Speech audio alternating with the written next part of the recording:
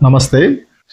ఈరోజు మనతో ప్రముఖ కవి, రచయిత, నటులు, నాటక రచయిత, నాటక ప్రయోక్త, తెలుగు అసోసియేట్ ప్రొఫెసర్ గారు రిటైర్ అయ్యారు. ఈ మధ్యన చాలా ముఖ్యమైన గ్రంథం ఒకటి ఆది యోధుడు అనేసి రాశారు. దాని గురించి తర్వాత వీరి బాల్యము, వీరు సమాజంలో ఏమేమి చూశారు అనే వాటి మీద సార్తో ఈరోజు సంభాషణ కొనసాగిద్దాము. నమస్తే సార్. నమస్తే. మీ జీవితంలో మీరు చదివిన వాటిల్లో ఏది బాగా కదిలించిన పుస్తకం ఏంటి సార్? మొదటి నుంచి బాల్యంలో కొంచెం చెప్పాల్సింది. నేను 4th క్లాస్లోనే పోయిటరీ రాసిన. Okay sir. కందపద్యం. ఒక ఆయన 8th క్లాస్లో అప్పుడు ఛందస్సు ప్రారంభం అయ్యేది. మా ఊర్లో గోవిందయ్య అనే టైలర్ ఇప్పుడు కూడా ఉన్నాడు. ఆయన అప్పుడు పెళ్లి కాలే. ఆయన ఫస్ట్ టైలరింగ్, పగలంతా టైలరింగ్ చేసేవాడు. రాత్రిలో అప్పుడు చదువుకుంటున్న 5-6 పిల్లలకి ఉచితంగా ట్యూషన్ చెప్పాడు. అట్లాగా మాకంటే ఒక అతను 8th క్లాస్లో ఉన్నాడు, నేను 4th-లోనో 5th-లోనో సరిగ్గా గుర్తులేదు. అప్పుడు కందపద్యం గురించి గగబజసనలా అని ఆయన చెప్తూ ఉన్నారు 8th క్లాస్. నేను అలా విన్నాను. అంతా అయిపోయినాక, అరే విన్నావు కదా, ఆయన కొంచెం కవిత్వం కూడా రాస్తాడు. ఓకే. విన్నావు కదా, నువ్వు పద్యం రాయరా, ఈ ఛందస్సులో కందపద్యం రాయ. అతను రాయలేదు. నేను అంతవరకు ఏకాగ్రత విన్నాను, కళ్ళు మూసుకాయి. టక టక టక ఇప్పుడు గుర్తుంది. ఓ రామ అన్నంతనే ఓ రామ నొసగితౌరా మోక్ష పదములు శ్రీరామ నిన్నదలతో ఓ రామ నన్ను బ్రోవం రఘురామ అని రాసి ఇచ్చేసి ఆశ్చర్యపోయినాడు. ఎట్లా నువ్వు తప్పు కూడా లేదు, ఎత్తులు బాగా జరిగిపోయినాయి, నువ్వు ఎప్పుడైనా పెద్ద కవి అయిపోతావు ఆయన ఆశీర్వాదం. తరువాత పద్యాలు విపరీతంగా రాసి పెట్టుకునేవాడిని నోట్స్లో. హై స్కూల్కి వచ్చాను. హై స్కూల్కి వస్తే అప్పుడు ఏజీ యతిరాజులు గారని ఆయన సీరియస్ మార్క్సిస్ట్, ఒక తెల్ల షర్ట్, ఒక అడ్డపంచి కట్టుకునేవాడు, అంత సింపుల్. గొప్ప అనువాదకు, హిందీ అనువాదం, హిందీ టీచర్ అనమాట ఆయన. ఒకరోజు నేను 7th-లోనేమో ఉన్నా, ఒరే నువ్వేదో పద్యాలు రాస్తావంటనే, ఏదో చూపించు అన్నాడు.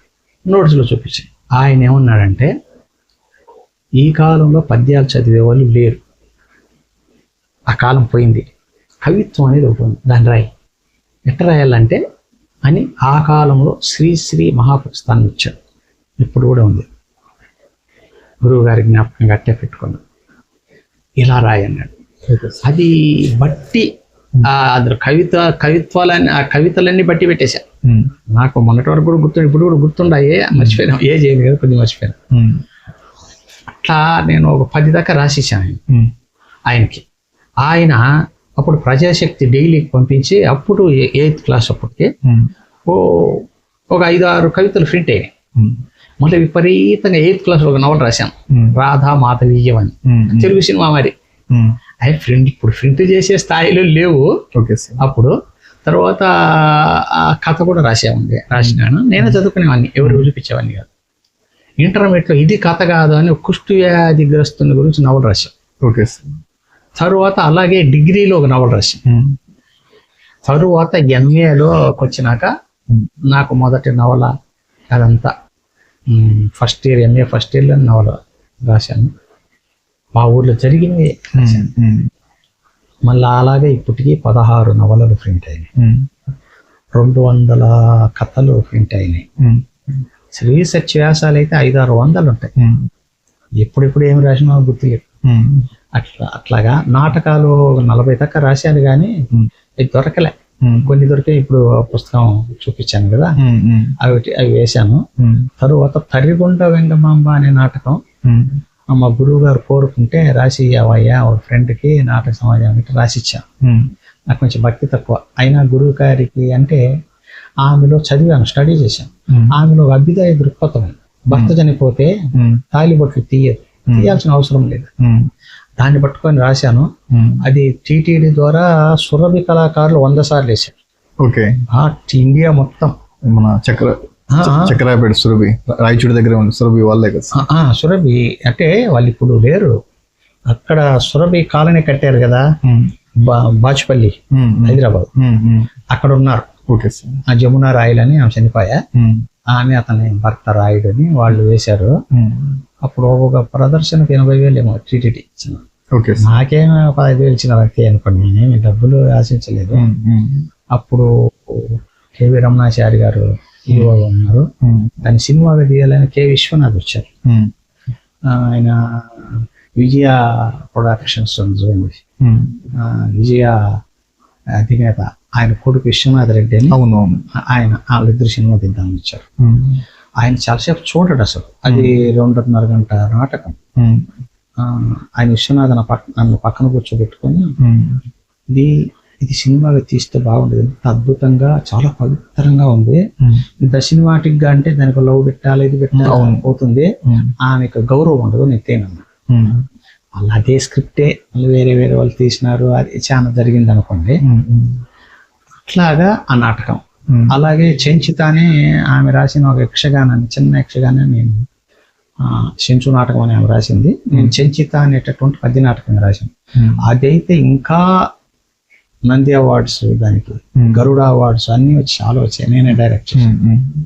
అట్లా జరిగిపోతూ వచ్చింది. అట్లా నాటకమైనా, నవలైనా, తర్వాత కవిత్వమైన, కథ అయినా అన్ని ఒకే రకంగా అన్ని ప్రక్రియలో ఒకే స్థాయిలో రాయడం చాలా కష్టం.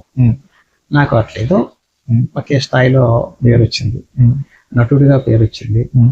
నరమేధం నాటకం 80s లో నరమేధం అనే పేరు చాలా ప్రసిద్ధమైంది. అప్పుడు నాకు 24-25 ఏళ్ళ వయసులో ఎక్కడెక్కడో వేసాను. చాలా దాంట్లో అయితే చాలా ఉన్నాయి చెప్పాలంటే. దాంట్లో ఫెస్టివల్ అనగా 4-5 సార్లు ఫ్రైలు తీసుకుని నా ముఖం చూస్తే విలన్ అట్టని అనుకోరు. ఇక్కడ మెడ్రాస్లో పాల్గన్ పార్కులే ఆ పార్క్ అని ఉంటుంది కదా, ముట్ల మంది రాలేదు, ఆ పార్క్లో వేసాం. అప్పుడు గుమ్మడి, జగ్గయ్య, చంద్రమోహన్ భార్య జలంధర నవలిస్టు, తర్వాత రాధా మిక్కిలినేని రాధాకృష్ణ, కాకరాల వీళ్ళు వచ్చారు, చూశారు. చూస్తే Panagal park corner, Panagal park corner లో వేరే వాళ్ళు వేయించినారు. అవి చాలా సార్లు వేసాం, నరమేధం చాలా సార్లు వేసాం. అక్కడైతే వాళ్ళు ఆశ్చర్యపోయినారు. అంత లాస్ట్ వరకు ఉన్నారు. జగ్గయ్య మాత్రం ఆస్మా, కొంచెం ఆయాసపడుతూ వెళ్ళిపోయినాడు. మేము అట్టే కూర్చున్నారు. పిలిచినారు, నేను ముఖంగా కడుక్కొని పోయినా. నేను మాంత్రికున్నాను. వయసు ఎంత? 23-24. అప్పుడు 24 సినిమా వీడికి వచ్చేయకూడదు అన్నారు. ఎవరు? గుమ్మడి, మిక్కిలినేని రాధాకృష్ణ ఇద్దరు. నేను ఆల్రెడీ ఉన్నాను సార్ స్క్రిప్ట్ రైటర్గా అని అంటే, ఎవరు రైట్ నీకు ఎట్లా అని చాలాసేపు మాట్లాడినాను. అది అనుభవం. ఆ నాటకం ఎవరంటే చిత్తూరులో నేను ఇంటర్మీడియట్ చదివేటప్పుడు అనుకుంటా, చిత్తూరులో పేపర్లో అడ్వర్టైజ్ చేశారు సినిమా థియేటర్. ఫస్ట్ టికెట్ కొనుక్కున్న వాడికి ₹1,00,000 ఇస్తాం. అదేం జరిగిందంటే ఒక పిల్లోడు కొనుక్కోపోయినాడు, వన్ తీసుకుపోయి తెర వెనక బలి ఇచ్చేసి. ఓకే. అది ఇప్పుడు కూడా అండర్ సీల్. నేను బహుశా ఇంటర్మీడియట్ అనుకుంటా 73, 74లో 75లో ఇన్సిడెంట్ జరిగింది. ఇప్పుడు పేపర్లంతా వచ్చాయి, వాళ్ళు అరెస్ట్ చేశారు అంతా. ఇప్పుడు కూడా అండర్ సీలింగ్. దాన్ని బేస్ చేసుకొని నరమేధం అని నాటకం, దాన్ని బేస్ చేసుకొని. అది చిన్న సంచలనం కాదు ఆ రోజు. అది ఎందుకు ఆ విధంగా చేశారు సార్? అది ఎవరు చెప్తే ఆ మాట విని ఆ విధంగా చేశారు? వాళ్ళు నరబలి అంటే తెలుసు కదా, అది మంచి జరుగుతుంది, బాగా డబ్బులు వస్తాయి, బాగా జరుగుతుంది ఇది అని నమ్మకం, మూఢనమ్మకం. అది చాలా ఇప్పుడు కూడా ఉంది అండర్ సీలింగ్. ఈ మధ్యలో ఏమన్నా కొట్టేసారేమో తెలియదు. 5-6 ఏళ్ళప్పుడు కూడా చెట్లన్నీ ముచ్చిపోయి అడవిలాగా అయిపోయి. అది దాన్ని బేస్ చేసుకొని రాశా. నా సాంఘిక నాటకం నేను డిగ్రీలో ఉన్నప్పుడు రాసిన, ఏది స్వర్గానికి ఇంటర్వ్యూ. అప్పటికి యమగోళ అలా రాలేదు అలాంటిది. అప్పుడు చాలా అది కూడా కొన్ని 100 సార్లు ప్రింట్ అయింది. ప్రింట్ అయితే ప్రతి స్కూల్లోనూ ప్రతి కాలేజీలోనూ అదే పిల్లలు వేసేది భలే చాలా. అది నా మొదటి నాటకం. ప్రింట్ అయిన పుస్తకం కూడా అది 83లో ప్రింట్ అయింది, మొదటి ప్రింటింగ్ నా పుస్తకం. తరువాత నరమేధం, సాంఘికాల్లో నరమేధం. అది సెటైర్ అంటే హాస్యం వ్యంగ్యం స్వర్గానికి వింటారు ఆ బుక్లో ఉంది. Okay sir. ఆ నరమేధం అనేది నేను చెప్తేనే సినిమా సీన్, దాంట్లో నేను మాంత్రికుడు. Okay sir. మాంత్రికుడిగా చాలా అనుభవాలు ఉన్నాయి. దాంట్లో ముందు మాటలు రాశాము. ఒకసారి మా ఊరి దగ్గర దళితులు వేయించినారు. వేయిస్తే అక్కడ సుమారుగా ఒక 5,000 మంది ప్రేక్షకులు వచ్చారు. చుట్టుపక్కల నుంచి ఎద్దల పనులు కూడా వచ్చారు. నాకు తమ్ముడైనోడు కూడా దాంట్లో చెంగలరాయలే. ఒక ఇద్దరు ముస్లింలు ఆర్టిస్టులు అక్కడ వాళ్ళ B V Reddy neutron factory owners, వాళ్ళ ఎంప్లాయీస్ మహబూబ్ పాషా, దిల్బర్, తర్వాత వెంకటముని నాయుడు అని వాళ్ళ ఎంప్లాయీస్. నాకు బామరుడు వరుస అయినోడు సహదేవుడు అని వాడే హీరో దాంట్లో. కానీ వాడు డిటెక్టివ్, వాళ్ళని పట్టుకునేదానికి వచ్చింటాడు. వారి అమాయకుడు వాడిని బలి ఇవ్వడానికి కూర్చోబెట్టేసి నేను మంత్రాలు చదువుతూ ఉంటాను. వాడు ఆ భూస్వామి ఎత్తుగా ఉంటాడు కత్తి, నేను వేసేయమంటే వేసేయాలి. వాడి టాక్ కూర్చోంటాడు. అదే సీన్. నెక్స్ట్ వాడు పైకి లేచి అరెస్ట్ చేయిస్తాడు వేరే. అది ఎండింగ్ లో స్టేజ్ ఇక్కడికి వచ్చేసింది. ఎవరు? సహదేవుడు వాళ్ళ అమ్మ. ఉండనా బట్టల్లారా, నా కొడుకుని చంపేస్తారంటారా మీరా అని. అత్త అది మాకు అత్త కావాలి, అత్త ఇది నాటకం అత్త అంటే వినలే. పోయింది వాడు కత్తి కూడా కాదు, అది చెక్కతో కత్తిలాగా చేసి దానికి కాకి బంగారం అతికించిన మెరిసేట్టుగా టెక్నిక్స్ అంతే. అది లాక్కుంటే ఆ కల్లూరు 6 కిలోమీటర్లు అవునవును అక్కడ పల్లెలో మా అక్కనిచ్చింది.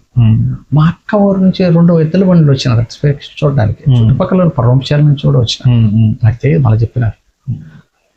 మా అక్క వెనక నుంచి వచ్చేసింది గ్రీన్ రూమ్ నుంచి. నాయన ఇట్లా వేసుకుని వేదిరా పాపాలరా ఆగిపోయింది. అది నిజం అనేట్టుగా మనం వేసినందుకు సంతోషపడాలో అది ఇది అంతరాయం కలిగిందని బాధపడి నాకు అర్థం కాలే. Okay sir. మళ్ళీ వాళ్ళు బీవీ రెడ్డి కంపెనీ వాళ్ళే కార్యకర్తలు వచ్చి దించేసి వేయించినారు. ఇట్లా అనుభవాలు. ఈ నాటకం పానగల్ పార్క్ లో కూడా వేసింది.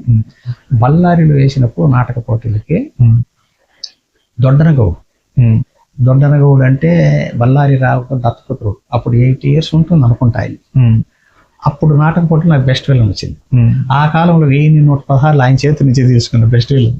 Okay sir. అప్పుడు ఇట్లా సెల్లులు ఫోటోలు లేవు, మేము బయట నుంచి వేయలేం, కెమెరాలు అవన్నీ ఉండవు సార్. అది అనుభవం. అట్లా అది 25-26 సార్లు వేసాం. అవుట్ స్టేట్ లో బెంగళూరులో వేసాం, మెడ్రాస్లో వేసాం, కర్ణాటకలో బళ్ళారిలో వేసాం. అట్లా అప్పుడు అన్న వయసు అంతా 25-26 ఏళ్ళే. అప్పుడు నరమేధ నాటకం అంతా వినిపించేది. నేనని తెలియకపోయినా నరమేధ అని ప్రచారం. ఆ పేరు నరమేధం అంటేనే బాగా ప్రచారం అయింది. అప్పటి కాలంలో ఉష్కాకి అని ఎల్బి శ్రీరామ్ ఉన్నాడు సినిమా యాక్టర్. అప్పుడు సినిమాలు వెళ్ళాడు. ఆయనది తిరుపతి వల్లే ఒక యూనివర్సిటీలో పద్మనాభయ్య అని ఒక ప్రొఫెసర్, బ్యాంక్ ఎంప్లాయీ వేణుగోపాల్ ఉన్నారు ఆయన. వీళ్ళంతా ఇప్పుడు ఎన్ శివప్రసాద్ ఎంపీ, ఆయన డైరెక్షన్. దానికి ఎక్కడికి పోయినా ప్రైజ్లే. అసలు గవర్నమెంట్ వ్యతిరేకమైన వాళ్ళిద్దరిని అరెస్ట్ కూడా చేశారు, రోజులు మళ్ళీ వదిలేశారు. అంత సీరియస్. దానికి ఎదురే లేదు, ఎక్కడ పోయినా అది ఉత్తమం. కానీ చిత్తూరులో నాటక పోటీలు వేసినప్పుడు వాళ్ళకి ఎదురు. ఇప్పటికి కూడా వాళ్ళ ఫ్రెండ్సే నాకు ఆ నాటకం. అట్లా చాలా చోట్ల ఫస్ట్ లేదా సెకండ్ అట్లా వచ్చేది నాటకానికి. ఉత్తమ నాటకం లేదా ఉత్తమ ద్వితీయ అని వచ్చేది. ఇంకా అక్కడి నుంచి దానికి కారణం ఏంటంటే బీవీ రెడ్డి న్యూట్రన్ ఫ్యాక్టరీలో వాళ్ళు నేను డిగ్రీలో ఉన్నప్పుడే పిలిపించి నేను అప్పుడే నాటకాలు వేసేవాడిని. వాళ్ళ ఎంప్లాయీస్తో అసోసియేషన్ పెట్టి వెంకటరమణ ఫైన్ ఆర్ట్స్ అసోసియేషన్ అని పెట్టి నన్ను అధ్యక్షుడిగా పెట్టి వాళ్ళ ఎంప్లాయీస్ కోసం నాటక సమాజాన్ని పెట్టారు. వాటికి మేము ఏడన్నా ఇన్ని చోట్ల ఎందుకు ఎలా వేయగలిగినామంటే వాళ్ళు ఆ కాలంలో 3,000 ఇచ్చేసేవాళ్ళు. ఒక డ్రైవర్ని ఇచ్చి జీప్ ఇచ్చేసేవాళ్ళు. ఆయిల్ కూడా వాళ్ళే. కాబట్టి ఈజీగా పోయి వేసి వచ్చేవాళ్ళు. మళ్ళీ ప్రోత్సహించేవాళ్ళు. చాలా మంచి. అందువల్ల అన్ని నాటకాలు సుమారుగా 100 నాటకాలను వేసింటారు. నేను రాసినవే కాకుండా వేరే వాళ్ళు అన్ని కలిపి. అది నా నాటక అనుభవం. సార్, ఇప్పుడు మీరు ఆది యోధుడు అనేసి కృష్ణుని గురించి ఒక బుక్ రాయడం జరిగింది. దానికి ఆది యోధుడు అని పేరు పెట్టారు సార్. దాన్ని ఆ పదాన్ని చూస్తానేమనిపిస్తుంది అంటే యోధుడు అంటే ఒక యుద్ధం చేసిన వాడు. ఆది అంటే మొదలు అంటే మొట్టమొదట కానీ లేదా మనం ఇప్పుడు అన్ని చరిత్రలకు ముందు జరిగినది అనేసి చెప్పుకోవచ్చు. సరే, అది ఒక వివక్షలు తర్వాత దండయాత్రలకు సంబంధించి ఉంటుంది దాన్ని ఇట్ సెల్ఫ్. అది ఎన్నో నిజాలు బయటకు వచ్చి ఉంటాయి సార్ దాంట్లో. ఈ బుక్ పబ్లిష్ అయ్యాక మీరు ఎంతో కొంత ఎదుర్కొని ఉంటారు సార్. మీరు కూడా దీని మీద ద్వేషము ఇవన్నీ చాలా ఎదుర్కొని ఉంటారు. ఎలాంటి సమస్యలు ఎదుర్కొన్నారు సార్ ఈ బుక్ పబ్లిష్ అయ్యాక? ఇది నేను కొంచెం హేతువాదిని. ఓకే. అట్లని బాహాటంగా పోయేది అటేం లేదు. గుడికి పోయేదే. మా మిస్సెస్ వెనకంటే పిల్లలంటే పోతాను, పెద్ద నమ్మకం లేదన్న. ఎందుకంటే దేవుడు అనేవాడు మనం మనిషిని సృష్టించుకున్నది, అందువల్ల నాకు పెద్దగా నమ్మకం లేదు. కానీ ఈ కొందరు ఇంజనీర్ కేశవులు గారని రిటైర్డ్ ఇంజనీర్ తమిళనాడు, ఇంకొక అతను, వాళ్ళిద్దరూ చేరి కృష్ణుడి గురించి మీరు నవల రాయాల్సింది, మేము డబ్బులు పెట్టుకుంటాం అని అన్నారు. వాళ్ళు చెప్పిన 5-6 ఏళ్ళు సరే లైబ్రరీలో కూర్చొని నోట్స్ రాసుకుంటూ పాయింట్లే ఋగ్వేదం కానించి పురాణాలన్నీ చదివి పాయింట్స్ నోట్ చేసుకున్నది 200 పేజీలు. దాన్ని సరే అని కూర్చొని అందరూ రాసి కృష్ణుడి గురించి రాస్తే ఏమైంది? ప్రత్యేక భాగవతం ఉంది, అన్నీ ఉన్నాయి కదా. అట్లా కాదు, మనము అంటే సహేతుకమైన అంశాలతో ఏమి జరిగి ఉంటుంది అని ఊహించి రాయాల్సిన అవసరం ఉంది అనుకున్నాను. కన్నడలో పర్వ రాసినారు కదా భైరప్ప, అలాగే అవును అట్లా రాస్తే బాగుంటుంది అనుకున్నా. ఎందుకంటే ఈ ముందు కాలంలో బ్రాహ్మణ వర్గాన్ని చేతుల్లోనే విద్య ఉండేది. చరిత్ర రాసిన వాళ్ళే, పాఠాలు చెప్పిన వాళ్ళే, ఏదైనా వాళ్ళే, విప్లవకారులు వాళ్ళే, సంఘ సంస్కర్తల వాళ్ళే, అన్ని వాళ్ళే. మనకు బ్రిటిష్ వాళ్ళు వచ్చేంత వరకు కూడా విద్య వాళ్ళ చేతిలోనే ఉంది. రాజులు కూడా వాళ్ళు చెప్పినట్టే, వాళ్ళ గురువులు, అట్లా ఉండేది. సామాన్యులకు శూద్రులు అనే వాళ్ళకి అసలు విద్య లేదు. అలాంటి పరిస్థితిలో వాళ్ళు ఏది చెప్తే అదనమాట. వాళ్ళు వాళ్ళకు అనుగుణంగా భావజాలానికి అనుగుణంగా పురాణాన్ని కూడా కప్పిపుచ్చి, వాస్తవాన్ని కప్పిపుచ్చి రాశారని నాకు అనిపించింది. నాకుండే జ్ఞానంతో మోసాంబి లాంటి వాళ్ళ పుస్తకాలు అన్నీ చదివిన తర్వాత నేను డిగ్రీ నుంచి, ఎందుకంటే నేను మార్క్సిస్ట్ మా అయ్యవారు అని చెప్తాను కదా, ఆయన మార్క్సిస్ట్. ఆయనతో నేను మార్క్సిస్ట్గా మారినాను హై స్కూల్ నుంచి. ఇంటర్మీడియట్ నుంచే విరసంలో వాళ్ళతో తిరిగేవాడిని. యాక్టివ్గా ఉండేవాడిని కాదు కానీ సైలెంట్ తిరుగుతూ ఉండేవాడిని, వాళ్ళని అబ్జర్వ్ చేసేవాళ్ళని. చాలా తీవ్రమైన ఆలోచన ఉండేది లోపల, అభ్యుదయ ఆలోచన. ఎందుకంటే మనం సామాజికంగా ఎన్నో అసమానతలు చూస్తుంటాం, ఫేస్ చేసింటాము. మా ఊర్లో చిన్న అవమానాలకు ఆధిపత్య కులాలు ఉన్నాయి, వాళ్ళతో చాలా అవమానాలు ఎదుర్కొన్నాం. తర్వాత చెప్తాను మీకు. అప్పుడు దాన్ని అట్లా నేను ఆలోచించి నోట్స్ రాసుకున్నాను. దాని ప్రకారం రాస్తే అది ఇంతకుముందు చెప్పాను, వాళ్ళు ₹1,00,000 దాకా, ₹1,20,000 దాకా ఖర్చు అయింది దానికి. ఒక 500 పేజీలతో మామూలు బైండింగ్తో నేను ప్రింటింగ్కి ఇచ్చాను. అదొక నెల పడుతుంది కదా. ఆ బొమ్మ వెనక ఆ లీడ్ రాస్తాం కదా, దాన్ని ఫేస్బుక్లో పెట్టాను. బుక్లో పెట్టి కావలసిన వాళ్ళు ఈ నంబర్కి ఫోన్ చేసి అడ్రస్ పెట్టి ఫోన్పే చేస్తే దాని డబ్బులు ఫోన్పే చేస్తే నేను పంపిస్తాను. నెల లోపల సుమారుగా 80,000 దాకా వచ్చేసి 350 కాపీలకి డబ్బులు వచ్చేసి నేను ఇచ్చిన 500 కాపీలు. అరే అనేది ప్రశ్నించి రాకనే మళ్ళీ హార్డ్ బైండింగ్తో మళ్ళీ 500 కాపీలు ఇచ్చాను. అది అంతా వన్ ఇయర్ లోపల అయిపోయింది. ఒకే ఫైల్ కోసం 5-6. అది ఎంత సంచలనం సృష్టించిందంటే ఇంగ్లీష్లో ట్రాన్స్లేట్ అయింది. లండన్లో సాఫ్ట్వేర్ ఇంజనీర్ సుభాష్ గారని, ఆయన నాకు వాట్సాప్ ద్వారా ఫోన్ చేసి పర్మిషన్ అడిగారు, ఇచ్చాను. ఆయన ప్రింట్ చేసి దాన్ని అమెజాన్లో పెట్టారు. వరల్డ్ వైజ్ పోయింది. తర్వాత జపాన్ నుంచి ఎవరు మన తెలుగు అతనే నేను జపనీస్లో చేస్తాను సార్ అన్నారు ఒక 6 నెలల క్రితం. అతను నో అబ్జెక్షన్ పంపిన. జగదీష్ అనే అతను హిందీలో చేశాడు, చాలా బాగా చేశాడు. అట్లా అది ఇదైంది. నేను కొన్ని ఇబ్బందులు కూడా ఎదుర్కొన్నా. కొంచెం సనాతన ధర్మం అనేటటువంటి పేరుతో ఉంటారు కొంత, వాళ్ళు బెదిరించడం కూడా జరిగింది. నేనేం అట్లా ఏం పట్టించుకోలేదు. అది ఏమిటంటే ఆది యోధుడు అని ఎట్లా పేరు పెట్టారని మీరు అడిగారు కదా. యాక్చువల్గా ప్రపంచంలో ప్రైమేట్స్ అంటాం, నరవానర దశ అంటే మనిషి వానరు నుంచి పుట్టారంటారు కదా. ఆ వానరులు నరులు మధ్య ప్రైమేట్స్ అంటారు, ప్రాథమిక స్థితి. అప్పుడు సౌత్ ఆఫ్రికాలో ఉండేవారు ఆ తెగ. అవును. వాళ్ళు నాలెడ్జ్ పెరిగేది ప్రపంచం అంతా వలసలు వచ్చేసారు. అంటే 75,000 సంవత్సరాలు, దాదాపు 80,000 సంవత్సరాలు, 75,000 సంవత్సరాలు, 75,000 సంవత్సరాలు అప్పటి నుంచి వలసలు జరిగినాయి.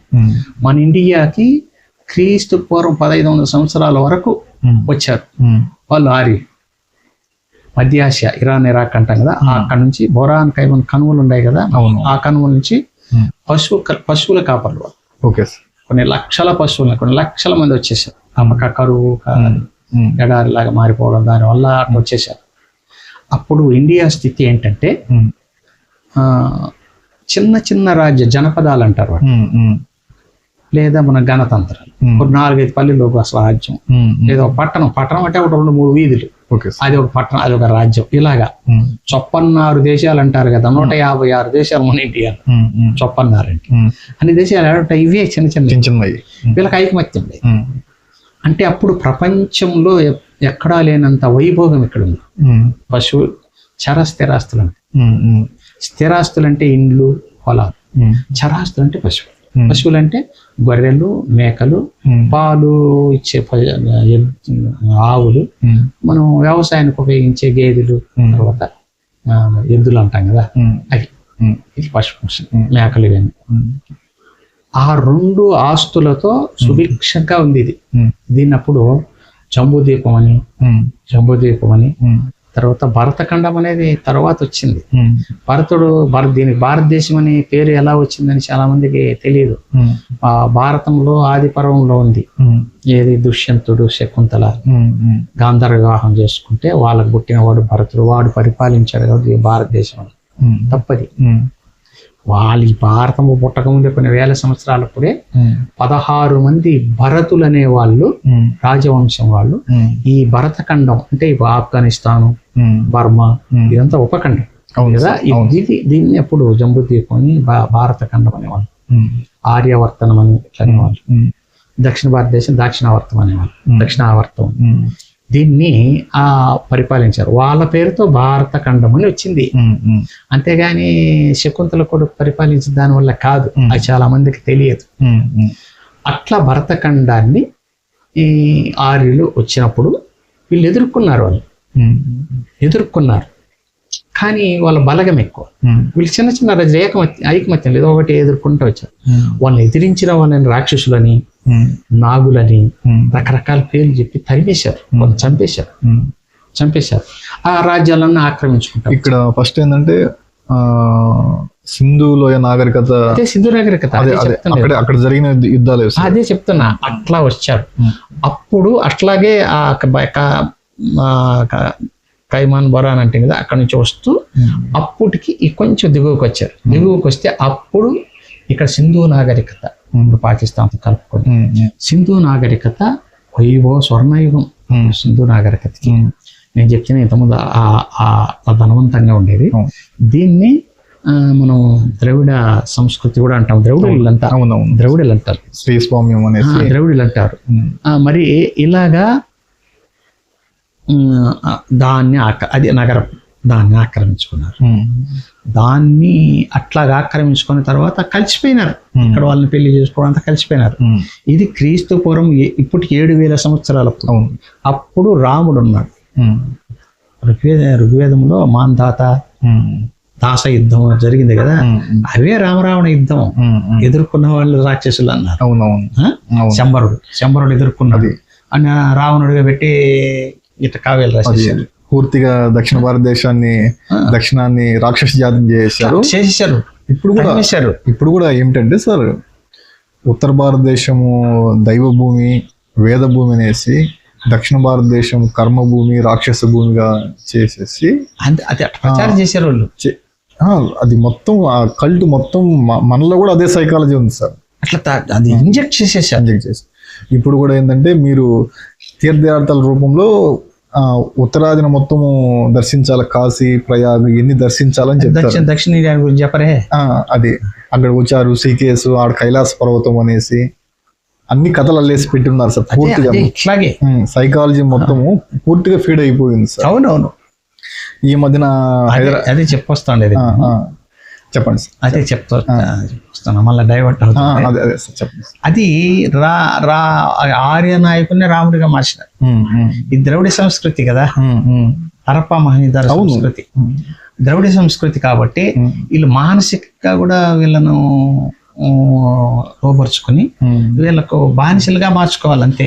అందువల్ల రాముడికి నల్ల రంగు, నల్లగా ఉంటాడు అన్నాడు.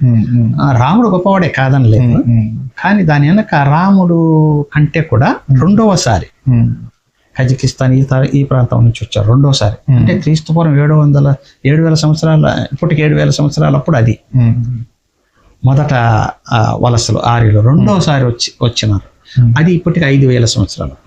అప్పుడు కృష్ణుడు అప్పటికేమంటే కలిసిపోయినారు, చాలా మంది కలిసిపోయినారు ద్రవిడులు అంతా. కానీ వాళ్ళ భావజాలాన్ని ప్రచారం చేసే రాజులు, ద్రవిడ రాజులే.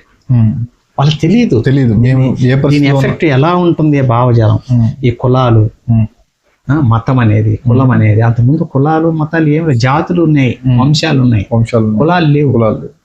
వాళ్ళు ప్రవేశపెట్టారంటే వీళ్ళు ఐక్యంగా ఉండకుండా విడదీస్తే మనం ఆధిపత్యం చెలాయించవచ్చు ఆర్యులు. అప్పుడు అట్లా వాళ్ళ భావజాలానికి లొంగిపోయినటువంటి ద్రవిడ రాజులే కావచ్చు, వాళ్ళని ఆ ఆర్యుల్ని ఎదుర్కొన్న మొట్టమొదటి వీరుడు ఎవడంటే కృష్ణుడు. అందుకే నేను ఆది యోధుడని పేరు. మరి అప్పుడే కులాలతో ఇది విపరీతంగా అయిపోయింది. కృష్ణుడు 8 మంది పెళ్లి చేసుకున్నాడు. ఎవరిని చేసుకున్నాడు? ఒక మాదిగమ్మాయిని చేసుకున్నాడు, ఒక గిరిజనమ్మాయిని చేసుకున్నాడు. ఇప్పుడు బీసీలు అంటున్నటువంటి కులాల అమ్మాయిని చేసుకున్నాడు. ఎందుకు చేసుకున్నాడు? అది అంటే సమాజం ఉండాలని ఆ రోజుల్లోనే ఆలోచించినాడు కృష్ణుడు. అందువల్ల అందరిని చేసుకున్నాడు. తర్వాత 16,000 మందిని చేసుకున్నాడు. అది తప్పు. భర్త అంటే రక్షకుడు అని కూడా 16,000 మందిని ఏం చేసుకుంటాడు? ఎందుకనంటే ఇప్పుడు జరాసంధుడు ఉన్నాడు కదా, అతను చిన్న చిన్న రాజ్యాలని చెప్తున్నాం, జానపద రాజ్యాలన్నింటినీ జయించేది, వాళ్ళని బందీ చేసేసేది. వాడు వారానికి ఒక యజ్ఞం చేసి ఒక అమ్మాయినో లేదా రాజునో బలి ఇచ్చేసేవాడు. దాన్ని ఎదుర్కొని వాడిని చంపి వీళ్ళని విముక్తిని చేశాడు, 16,000 మందిని, ఆడవాళ్ళని. కాబట్టి నువ్వే మాకు రక్షకుడు అన్నారు. అందుకే భర్త అంటే రక్షకుడు అని కూడా. అట్లా అతను మొట్టమొదట మహిళా రక్షకుడు ఎవరంటే కృష్ణుడే, మహిళా రక్షకుడు. కాబట్టి ఆడవాళ్ళు బాధపడితే వాడు భరించలేదు.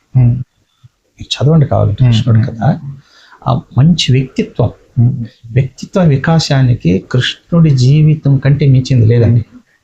ఎట్లా అని అంటారండి, వాడు పుట్టింది ఒక విషాదం, చనిపోయింది ఒక విషాదం. ఒక బాణం వేస్తే పోయేవాడు కాలుకు తగిలి, అది కూడా అడవిలో. కానీ అతని జన్మ మరణాల మధ్య గంటకు ప్రాణహాని. మీకు చదివి ఉంటారు కదా భాగవతం, భారతం. కానీ ఎక్కడ బాధపడడు, నవ్వుతూ ఎదిరిస్తాడు. చాలా మనం లేలంటాం, లేల కాదు, నవ్వుతూ ఎదుర్కోవడం. సమస్యను కుంగిపోకూడదు, నవ్వుతూ ఎదుర్కోవడం. కృష్ణుడే నేను దాంట్లో అది కృష్ణుడు పడిన బాధలు భూమండలంలో ఎవరు పడలేదు. నిజమే అది. అంటే అడుగడుగున గండమే, ప్రాణహాని, కనిపిస్తే చంపడమే. కానీ అతను ఎక్కడ బాధపడలేదు, ఆనందంగా ఎదుర్కొన్నాడు. అది లేలా దేవుడు అంటారు. దేవుడు కాదు, ధైర్యం. సమస్య వస్తే కుంగిపోకుండా చిన్నప్పటి నుంచి ఎదిరించడం అనేది అతనికి చిన్నప్పటి నుంచే వచ్చింది. సమస్యను ఎదిరించి సాల్వ్ చేసుకో. ఇప్పుడు గొప్ప శాస్త్రవేత్త, గొప్ప వైద్యుడు, అష్టావక్రం బాగా చేస్తాడు. అతను ఏదో మహాత్మ్యం అంటే వచ్చేసిందని కాదు, వైద్యుడు అతను. అప్పుడు విద్యలన్నీ ఇవి ఆయుర్వేదం, ఈ వేదాలు, ఉపనిషత్తులే కదా విద్యలో. అట్లా నేర్చుకున్నాడు, సాందీపుడి దగ్గర నేర్చుకొని అట్లా అతనికి అవకాశం ఉన్నప్పుడు ప్రతి తెలివిని ప్రతిభని ఉపయోగించాడు. ఇప్పుడు కూడా గురు పరంపరలో ఇప్పుడు సాధన, మనకు యోగ సాధన ఉంది కదా సార్, గురు పరంపరలో కూడా దత్తాత్రేయుడి నుంచి సాందీపుడు, జనక మహారాజు, శ్రీకృష్ణుడు, ఇట్లా మొత్తం లిస్ట్ ఉంటుంది సార్. వేమన దగ్గర నుంచి మొత్తం పరంపర అంతా ఉంది సార్. అవును, అదొక వింగ్ భారతీయులకి ఆధ్యాత్మికత అనేది ఒక శక్తివంతమైన భావజాలం. అది హేతువాదానికి దానికి అతీతమైంది. అది ఇది మానసికమైన ఒక మానసికమైన వికాసానికి అనొచ్చు, లేదా మానసికమైన ఒక అంశం పైన ఏకాగ్రతను సృష్టించుకొని చేయడం కావచ్చు. ఆధ్యాత్మికత అనేది కూడా ఫ్యాక్ట్ బేస్డ్ సార్. అది కూడా రుజు మార్గమే, జ్ఞాన మార్గము, రుజు మార్గం. దాంట్లో ఎక్కడ కూడా తప్పు ఉండదు సార్. ఇప్పుడు ఏదైతే మనం చూస్తున్నామో అది ఆధ్యాత్మిక, దాన్ని మార్చేసినారు మూఢనమ్మకాలు. కానీ ఇప్పుడు అది వేరు, మానసికమైన అది అంతర్ ప్రపంచం, బహిర్ ప్రపంచం. ఇప్పుడు కనిపించే అంతర్ ప్రపంచం అటుంటుంది, అది మానసికమైన ప్రపంచం. దానికి సంబంధించింది ఆధ్యాత్మికత, భక్తి కాదు. ఈ అంతర్ ప్రపంచం, గురు పరంపర కానీ ఇదంతా ఏంటంటే 100% రుజు మార్గము, జ్ఞాన మార్గము, హేతువాదం నిజమైన హేతువాదం ఉంటుంది సార్ దాంట్లో. అదే నేను చెప్తే కదా, అంతర్ ప్రపంచాన్ని దర్శించాలంటే ధ్యానం, అదే తపస్సు అనేది, అది ధ్యానం. దాంట్లో దేవుళ్ళు ప్రత్యక్షమయ్యేది, పవర్, అదంతా కానీ ఒక అంతర్ ప్రపంచం. దానివల్ల అంతర్ ప్రపంచానికి వెళ్ళి ధ్యానంలో మునిగిపోతే అది ఒక అద్భుతమైన మానసిక ఆరోగ్యం. అవును, మనస్సు ఎప్పుడు ఆరోగ్యంగా ఉంటుంది, శరీరం అంతా. అవును, అది దానికి ఆరోగ్య సూత్రాలు కూడా ఉన్నాయి, నేను దాన్ని కాదనలేదు. కానీ అట్లాగా ఆధ్యాత్మిక గురువు ప్రపంచంలో మొదట ఇతనే. అవును సార్. మరి అతను భగవద్గీత ఎంత లోతైనటువంటి ఆధ్యాత్మికత. ఇంకొకటి ధర్మం ఏంటి, ఎక్కువ జనాలకి ఏదైతే మేలు చేకూరుస్తుందో అది ధర్మం. అవును సార్. అదే అట్లాగే మోసపూరితమైనటువంటి కుట్రలు, కుతంత్రాలకు సంబంధించిన భావజాలం ఉందే, అదే అధర్మం. దాన్ని బట్టబయలు చేయకుండా లోపల ఒకటి పెట్టి పైకి ఒకటి మాట్లాడేది అసత్యం. దాన్ని బాహాటంగా మాట్లాడేది సత్యం. అది అందరూ ఎవరైనా, దానికేమి హేతువాదంతో పని లేదు. అవును, ఎవరైనా ఆలోచించాల్సిందే. అట్లా అది ప్రపంచానికి మొదటి ఆధ్యాత్మిక. మీకు సత్యం అనే ఖడ్గంతో భగవద్గీత లాంటి లోతైన ఆధ్యాత్మిక చింతనను చెప్పినటువంటిది అంటే ఇంకోటి లేదు. మీరు వేరే మత గ్రంథాల్లో లేదు అది. మరి అందుకనే కోర్టులో కూడా దానిపైన ప్రమాణం చేయిస్తారు. అయితే మొట్టమొదట వ్యాసుడు 24,000 శ్లోకాలతోనే భారతం విజయం అనే పేరుతో రాసి, తర్వాత వచ్చిన వాళ్ళంతా చేరుస్తూ వచ్చారు. మొదట ఆయన రాసిన దాంట్లో భగవద్గీత లేదు. తరువాత అంతా చేర్చి 1,00,000 శ్లోకాలు దాటిపోయాయి. అయినా వ్యాసుడి పేరుతో చలామణి అవుతుంది. అంత గొప్ప ప్రాపంచికత ఉన్నటువంటి కావ్యం, ఎపిక్, ప్రపంచంలో మరొకట్లేదు. అది పరిమాణంలో కావచ్చు, పెద్దదిగా దాంట్లో ఉన్న అంశం కావచ్చు, మీకు భారతంలో లేని అంశం లేదు. సైకాలజీ నుంచి అన్నీ ఉంటాయి. మనం దాన్ని అన్వయం చేసుకుంటే చాలు. నాకు తెలిసి రామాయణం కంటే కూడా భారతం అనేది అత్యద్భుతమైనటువంటి మహాకావ్యం. అది మన భారతీయ సమాజం ఎలా ఉంది, ఎలా ఉండాలి అని నిర్దేశించేది. కాబట్టి భారతం మన ఇండియాలో పుట్టడం అనేది మన ఇండియా చేసుకున్న అదృష్టం. అట్ట కావ్యాలు ఎక్కడ లేదని. ఒకవేళ రామాయణ కాలంలో ఇక్కడ రామాయణం వాల్మీకి రాసినాడు, ఇంచుమించుగా తర్వాత కాలంలో కొన్ని వందల సంవత్సరాల్లో గ్రీకులో ఇలియడ్ కావ్యం లాంటివి వచ్చాయి, హోమర్ రాసినవి. ఇలియడ్ కావ్యము రామాయణ కథ అంటే పేర్లు వేరే.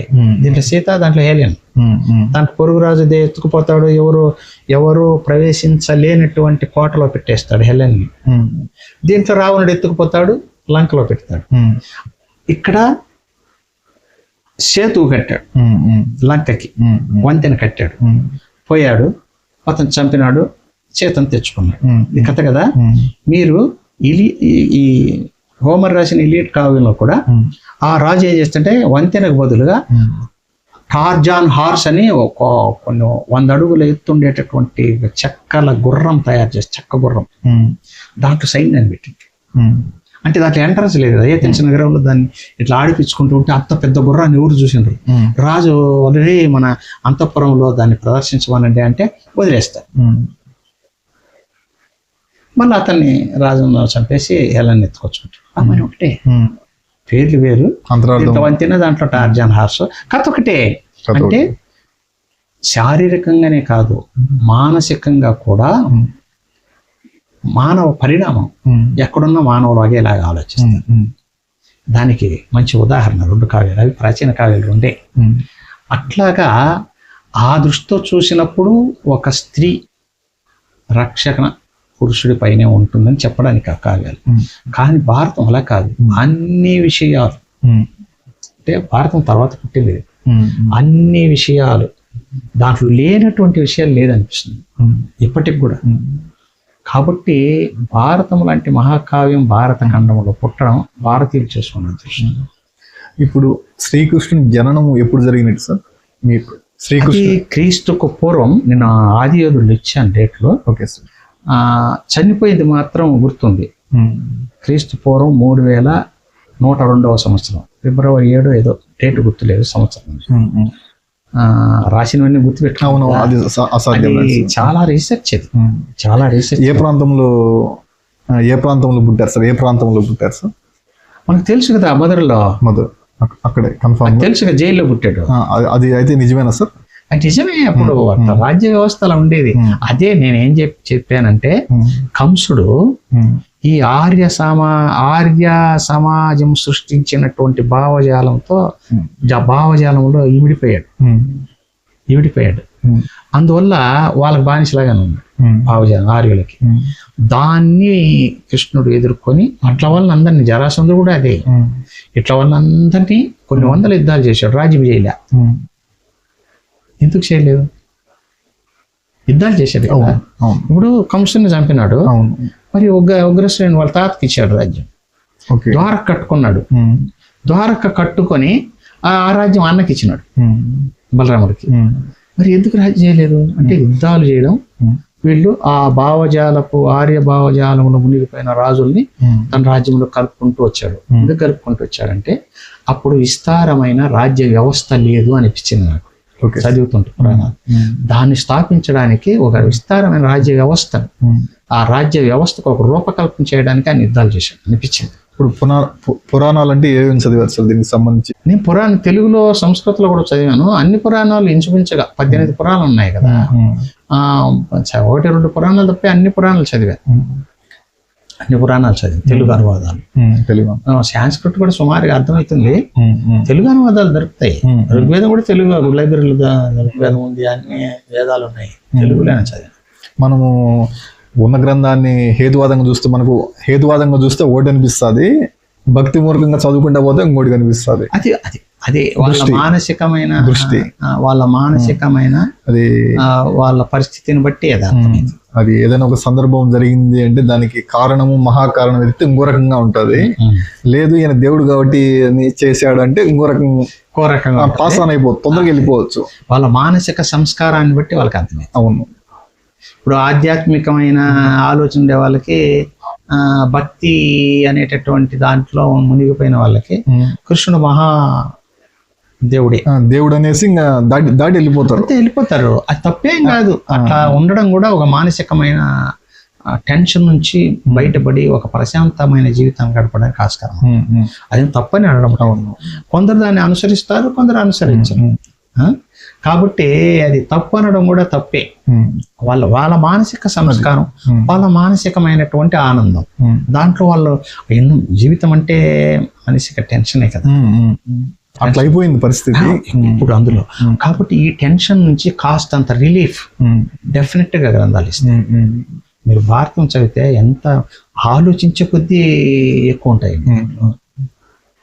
సైకాలజీ కూడా ఎట్లా ఉంటాయంటే అద్భుతమైన సైకాలజీ. ఆ నిర్మాణం కూడా ఒక్కొక్క ఎపిసోడ్ అంటాం కదా పర్వాలు, ఒక్కొక్క పర్వము ఒక అద్భుతమైన నిర్మాణం అండి. ఉదాహరణ కూడా చెప్తాను చూడండి. సౌప్తిక పర్వం అని ఉంది. సౌప్తిక, సుప్తి అంటే నిద్ర, నిద్రకు సంబంధించిన పర్వం. ఎవరు నిద్రపోయేది? యుద్ధఘట్టం. కౌరవులు పాండవులు యుద్ధం చేసుకున్న తర్వాత కురుక్షేత్రంలో ఈ ఒకవైపు వీళ్ళ గుడారాలు, ఇంకోవైపు వాళ్ళ గుడార, కౌరవుల గుడారాలు ఉంటాయి.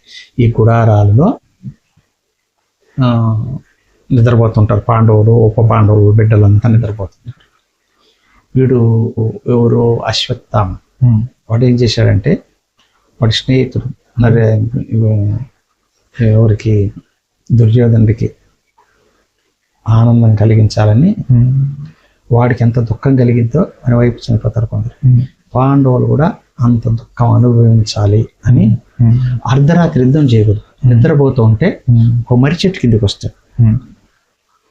ఆ పక్క ఈ పక్క పాండవుల గుడారాలు, ఆ పక్క కౌరవుల గుడారాలు.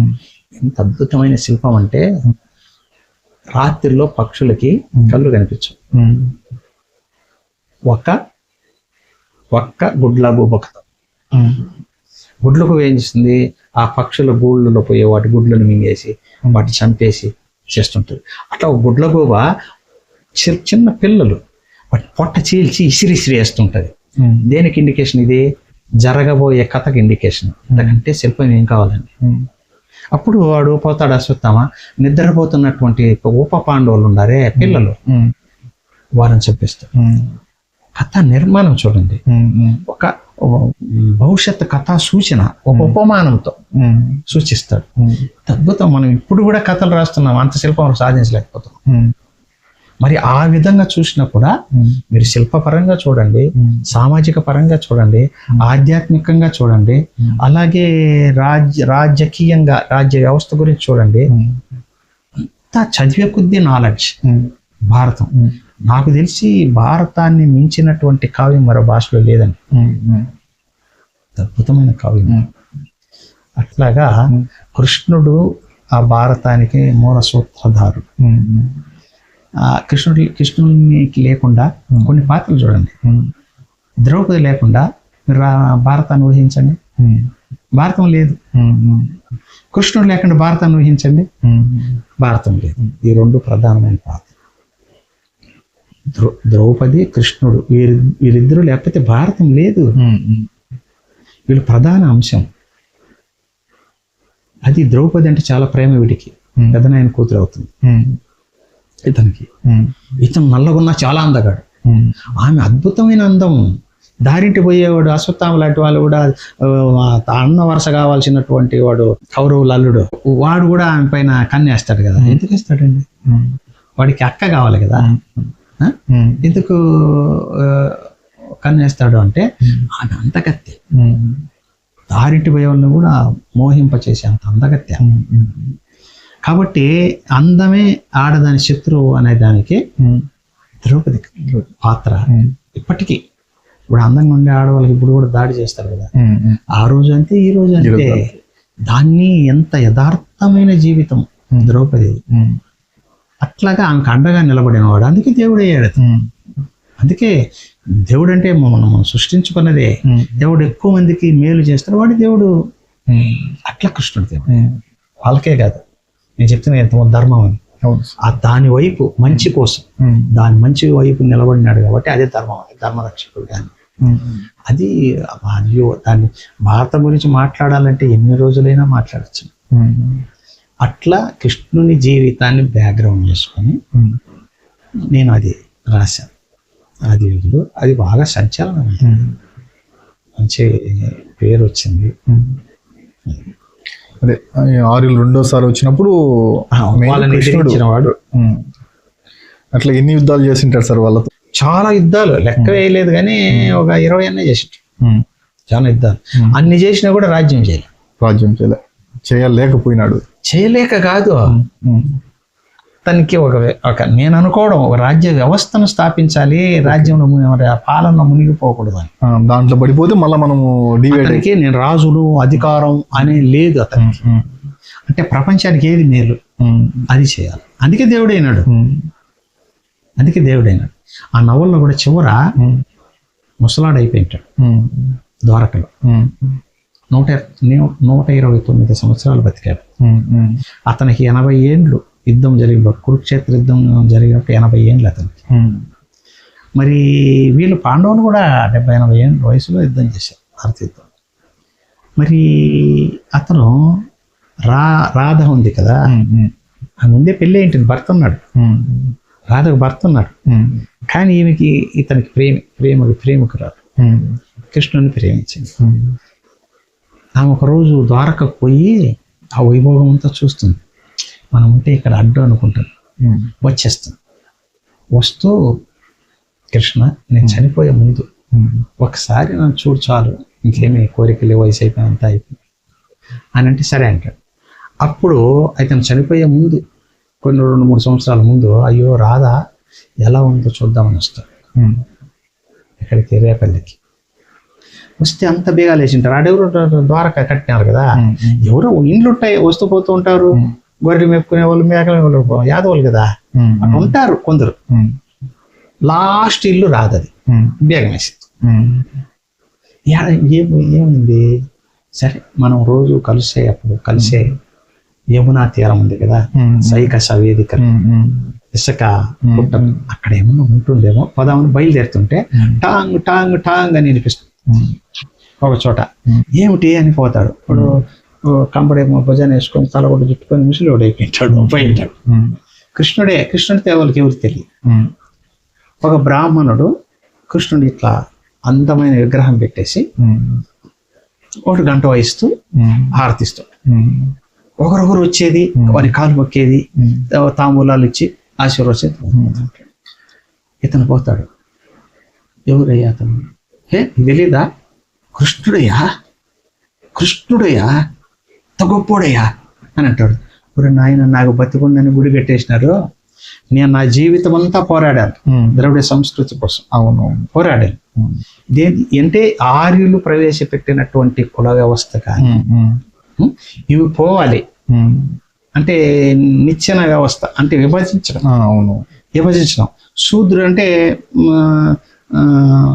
దేవుడి తల నుంచి బ్రాహ్మలు, ఈ వచ్చ స్థలం నుంచి క్షత్రియులు, ఈ పొట్ట నుంచి వైశ్యులు, ఇట్లా తొడ నుంచి పొట్ట నుంచి పాదాల నుంచి శూద్రులు పుట్టారు ఉంది కదా, ఋగ్వేదంలో కూడా ఉంది అది ఆ శ్లోకం.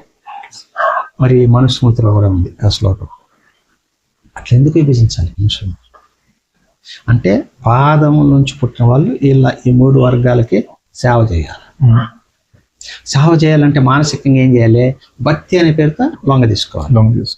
అందుకని నన్ను ఎదిరించలేక ఈ భావజాలకు వ్యతిరేకంగా కదా నేను పెళ్లిళ్ళు చేసుకోవడం కానీ యుద్ధాలు చేస్తుండేది.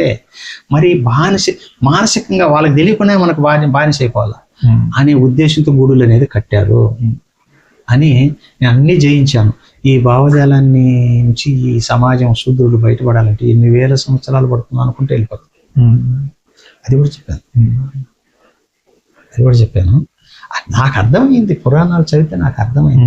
నేనేమి వేరే వర్గాన్ని, ఆర్య వర్గాన్ని తిట్టడం కోసం నేను రాయలేదు.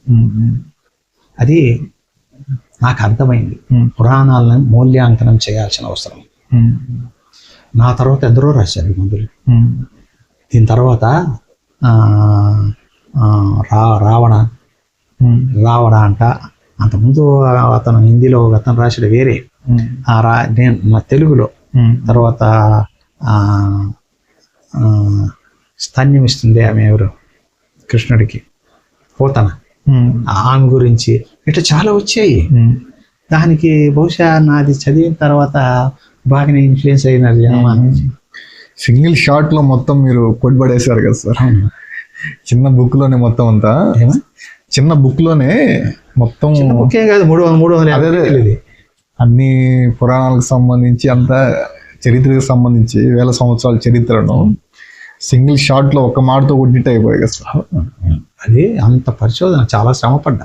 ఎన్ని సంవత్సరాలు పడారు సార్? 6-7 సంవత్సరాలు. ఇప్పుడు మీకు ఏదైతే ఇట్లా 2 ఇంజనీర్స్ చెప్పారని కదా, వాళ్ళు ఏ స్ఫూర్తితో చెప్పారు సార్? ఏ విధంగా మీరు రాయాలి? వాళ్ళు ఇట్లాంటి రాయమని చెప్పలేదు, ఉమ్, ఉమ్, కృష్ణుడు గురించి రాయి. ఉమ్. వాళ్ళకి ఎందుకు అనిపించిందని? ఒక ఆయన కేశవులు అనే ఆయన కొంచెం కమ్యూనిస్ట్, ఓకే సార్. కొంచెం అభ్యుదయ దృక్పథం లాగా రాయి అన్నారు. ఇట్లా రాయమని చెప్పలేదు, ఉమ్, ఉమ్. అభ్యుదయ దృక్పథం అంటే నిజాలు రాయండి. నిజాలు రాయమన్నారు. ఉమ్, ఉమ్, నిజాలు రాయండి, ఉమ్, ఎట్లా ఒకట్లా రాయండి, ఉమ్, మేము డబ్బులు పెడతాము. ఫ్యాక్ట్.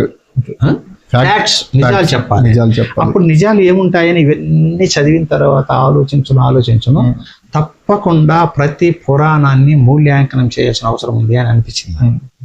సత్యాన్ని ఎట్లా వాళ్ళు డైవర్ట్ చేసి రాశారు వాళ్ళకి అనుగుణంగా. ఆర్యులు అంటే బ్రాహ్మణ వర్గం ఎట్లా రాశారు, అది మనం ఆ భావజాలాన్ని తొలగించగల చూస్తే వస్తుంది ప్రతి పురాణం. ఇప్పుడు పురాణాల్లో వాళ్ళు రాయడంలోనే దాన్ని ఒకవేళ మార్చి రాసింటే ఎట్లా సార్? మార్చి రాసింటే రాయాల్సిన అవసరం ఉంది అనేది ఎట్లా రాసిండేది? ఇది మార్చి రాసింటే కదా, ఈ నవల మార్చి రాసింటే కదా. ఇప్పుడు మరి కంసుడు పంపిస్తాడు, పోతను స్తన్యం ఇచ్చి చంపేవాడిని. ఏ లేడీకైనా కావచ్చు, ఏ జంతువుకైనా కావచ్చు, స్తన్యంలో విషం ఉంటుందా? అది వీళ్ళు కల్పించింది కాదు, ఉండదు. నేనేం చేశానంటే అతని పాలిచ్చి చంపేయడానికి స్తనాలకి విషం పూసుకొని పోతుంది, విషం పూసుకొని పోస్తాను. ఆ చిన్న పిల్లోడు, 5-6 నెలల పిల్లోడు, అతను చంపడం ఏమిటి? అంత బలం ఉంటుందా? అది దేవుళ్ళగా ఊహించుకోవాలని చెప్పింది. అందుకని అతనికి ఆమెకు అక్కడక్కడ కొంచెం, అప్పుడు జాకెట్ కూడా ఉండేది కదా ఆడవాళ్ళు. అవునవును, ఇట్లే కదా. అక్కడ కొంచెం గాయమై ఉంటుంది ఒక స్తన్యానికి. అది విషం దాంట్లోకి ఎక్కిపోయింది. వాడి దగ్గరికి పోయేటప్పటికి, కృష్ణుడి దగ్గరికి ఆ విషయం ఎక్కువ చచ్చిపోయింది. ఆమెకే ఆ విషయం ఎక్కుతుంది, ఆమెకే విషయం ఎక్కి చచ్చిపోతుంది. అది నేను హేతువాదం చెప్పినాను అంటే అదే, చచ్చిపోతుంది. కానీ 6 ఏళ్ళ పిల్లవాడు దేవుడైనా సరే ఎట చంపుతాడు? అది పురాణాల్లో వాళ్ళకి అనుగుణంగా రాయాలి. ఇప్పుడు ఈయన ఆ టయానికి దేవుడైతే ఆయనను చంపాల్సిన అవసరం లేదు కదా, పరివర్తన చెందించాలి. దేవుడికి అందరూ ఒకటే కదండి, పరివర్తన వాళ్ళు ఎట్లా చెప్తారు? ఆమెకేమైనా ఇతనికి ఏం వ్యతిరేకత కాదు కదా, పోతనా వీరికి ఏం వ్యతిరేకత కాదు కదా. ఇప్పుడు కంసుడు పంపినాడని ఎట్ట చంపుతుంది? ఆమె స్త్రీ కదా, ఆమెకు మాతృత్వం ఉంటుంది. చిన్నపిల్లలు ఎవరు చూసిన బుద్ధి వేస్తూ ఉంటాయి, చంపర బుద్ధి కాదు. అది అట్ట పురాణాలు కొంచెం వాస్తవం ఉంటుంది. వీళ్ళు వాళ్ళ భావజాలకు అనుగుణంగా అట్ట ఎగ్జాగరేషన్ ఉంటుంది, దాన్ని తొలగించేస్తే వాస్తవం. నేను అంతా దాంట్లో నిజం ఉంటుంది, పైన కప్పబడి ఇంకొక పాత్ర ఉంటుంది. దాన్ని మనం నీట్ గా చూస్తే లోపల సారాంశం అర్థమవుతూ వస్తుంది. అట్లాగా నేను అన్ని కూడా అట్లా రాశాను ఆ నవల్లో. అది బాగా ప్రచారమైంది, కొందరు బెదిరించినారు కూడా, నేనేం భయపడలేదు. ఇంకోటి, నేను బ్రాహ్మణులకు వ్యతిరేకంగా రాయలేదు. అందరం ఒకటే. ఏదైతే వివక్ష ఉందో దాని గురించి మాట్లాడుతుంది, అంతే కదా. ఇప్పుడు సాందీపుని ఆశ్రమంలో అన్ని కులాల వాళ్ళు చదువుకుంటారు. నిజానికి అప్పుడు శూద్రులకు విద్య లేదు కదా. సాందీపుడు బ్రాహ్మణుడు, మరి విద్య వీళ్ళకి యాదవులు కదా, వీళ్ళు గొల్లవాళ్ళు. ఎట్లా విద్య నేర్పినాడు అంటే అతను విప్లవవాది, అభ్యుదయవాది. నిజంగా గురువు ఎవడైనా సరే వానికి సమదృష్టి అనేది ఉండాలి కదా, ఉంటుంది. వేరే గురువుల దగ్గర లేదు, సాందీపుడి దగ్గరే కనిపిస్తుంది. వాళ్ళు గురువులుగా చలామణి అవుతుంటారు. అది నేను చాలా ఎస్టాబ్లిష్ చేశాను. సాందీపుని చేసిన తర్వాత అక్కడ కలిసి చదువుకుంటాడు కుచేలు, మంచి స్నేహితుడు. విద్య అయిపోతుంది, ఇతను కొంచెం ధనవంతుడు, ఎవడు కృష్ణుడు వస్తాడు. అతను పేదవాడు, పేద బ్రాహ్మణుడు, పిల్లలు పుట్టింటారు, భోజనానికి కూడా డబ్బులు ఉండదు. అందుకని భార్య చెప్తుంది, నీకు ప్రాణమిత్రుడు కదా, అతను ఉన్నవాడు, లేనివాడు కాదు, ఉన్నవాడు, మనకి ఏదన్నా సహాయం చేస్తాడేమో. ఇల్లు కూడా లేదు, ఇల్లు కూడా చుట్టూ ఇలాంటిది పడిపోయి ఉంటుంది, ఇది ఏదన్నా సహాయం చేస్తాడేమో, అడుగు, నీ ప్రాణ స్నేహితుడు అన్నావు కదా అని భార్య చెప్తుంది. ఏమో వాళ్ళు ధనవంతులు అయిపోయిన ధనవంతులు, రాజులు మనల్ని ఏం గౌరవిస్తారు అని అంటాడు. కానీ పర్లేదు, అతను మంచివాడని విన్నాను, నువ్వు అని పంపిస్తుంది. అన్ని అడుగులు తయారు చేసి పంపిస్తుంది. కృష్ణుడు ద్వారకలో అతను ఏంటంటే పేదవాడు, అంత మాసిపోయింటది గుడ్డ అడ్డగుడ్డ కూడా రానియరు ద్వారపాలకు.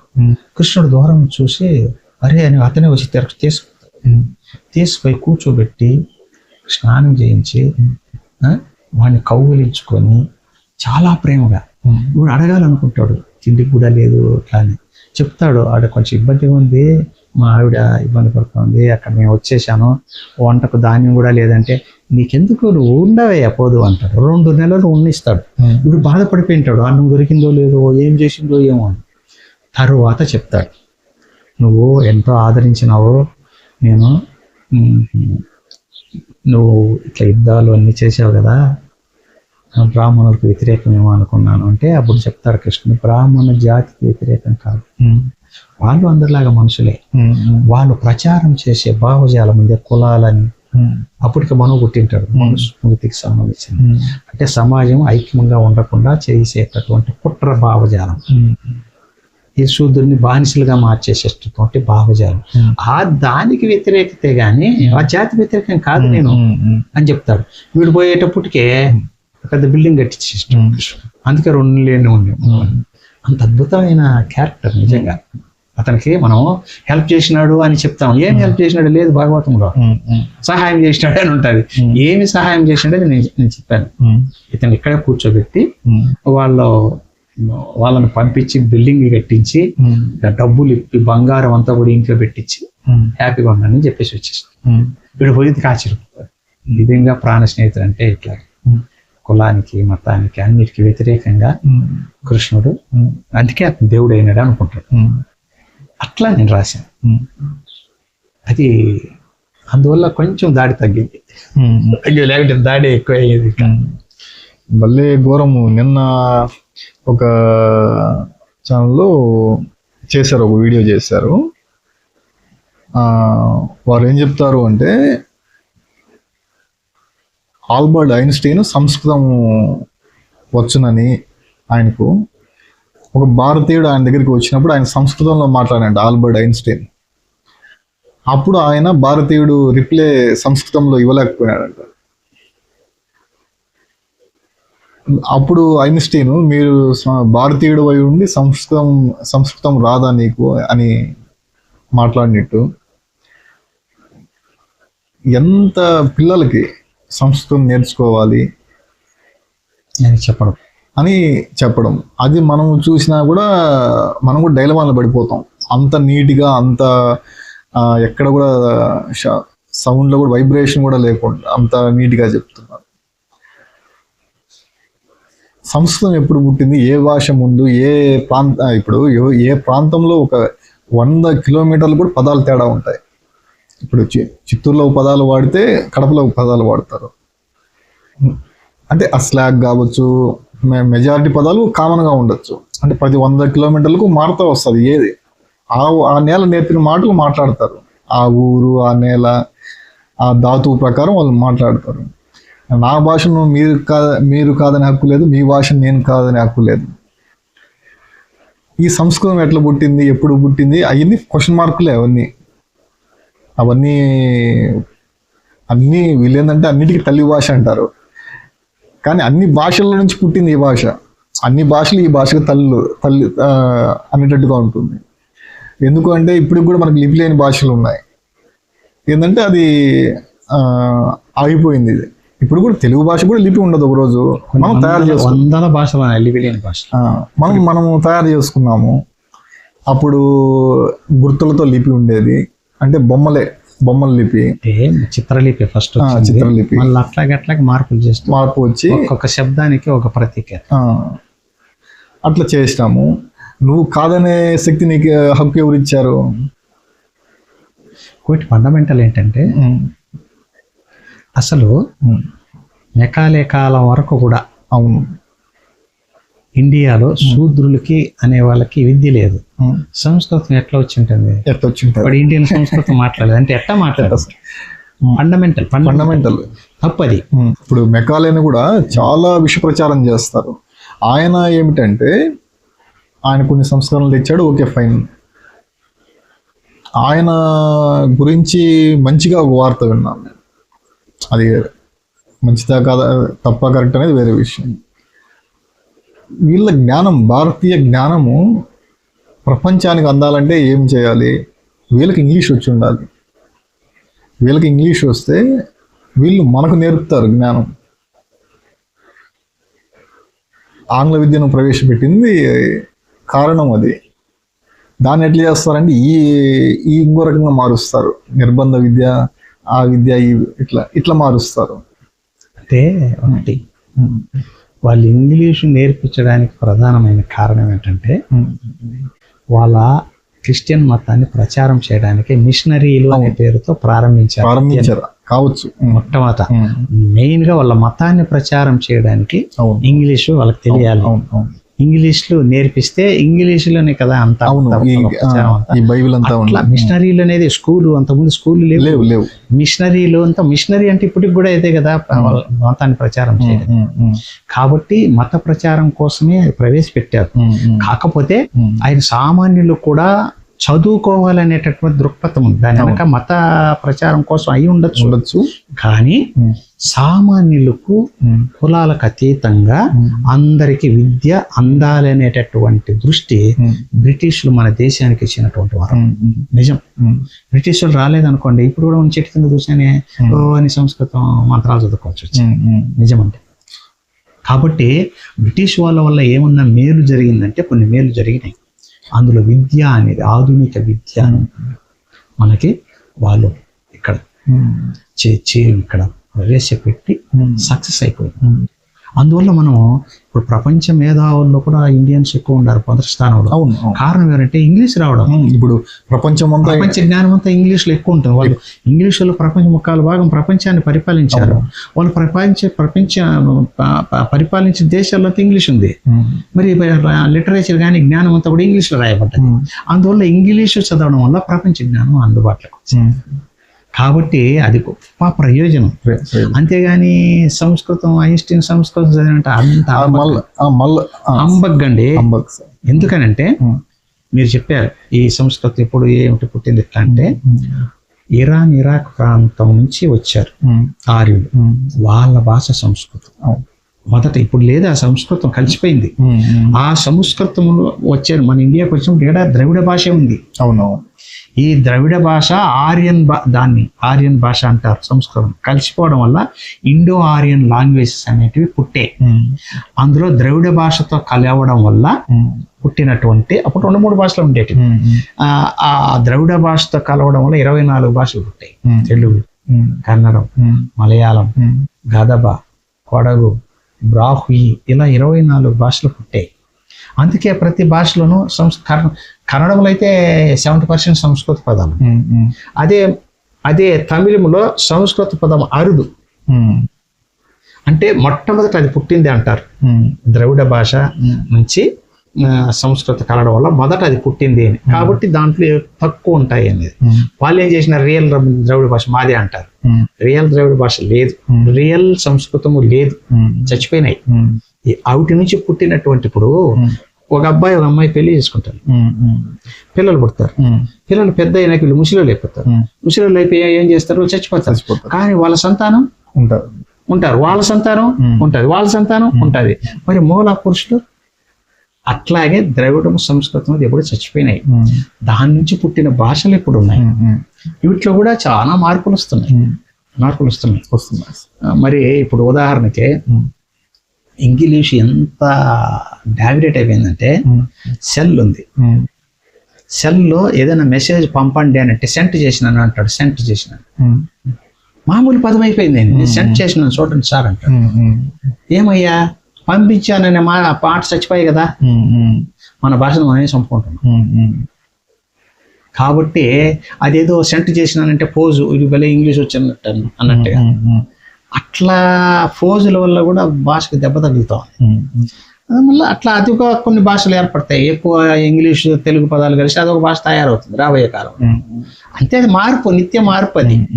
కాబట్టి సంస్కృతము అతను మాట్లాడినాడు, మన తెలుగు, మన ఇండియన్ మాట్లాడలేకపోయినాడు అంటే అప్పుడు శూద్రులకి భాషే లేదు, సంస్కృతం ఏమొస్తుంది, విద్య లేదు, వాళ్ళ సంస్కృతం ఏమొస్తుంది, మళ్ళా తప్పు అనమాట. కట్టుకథలు. మళ్ళీ నేను మొత్తం చూశాను సార్, ఎక్కడేగి ఆయన భాష నేర్చుకున్నట్లు కానీ మాట్లాడినట్లు కానీ ఎక్కడా లేదు. అయినా ఒకవేళ వచ్చు అనుకో, ఆయన ఎంత గొప్ప వ్యక్తి, ఆయన గేల్ చేయడానికి ఎందుకు మాట్లాడతాడు? తప్పు. అందులో అంత మేధావి ఏం చేయడు, గేల్ ఎందుకు చేస్తాడు ఒకరిని? నీకు రాదా వచ్చునా అనేది ఏమి లే. వీళ్ళుంటారు సనాతనలు ఉంటారు, వాళ్ళు ప్రచారం చేసి అదే ఆర్యులు ఏడే పుట్టారనేది ఇదంతా. ఇప్పుడు ప్రపంచవ్యాప్తంగా పరిశోధనలు ఆర్యులు మధ్య ఆసియా నుంచి వచ్చారని, ఇట్లాంటివన్నీ ఫేక్లు.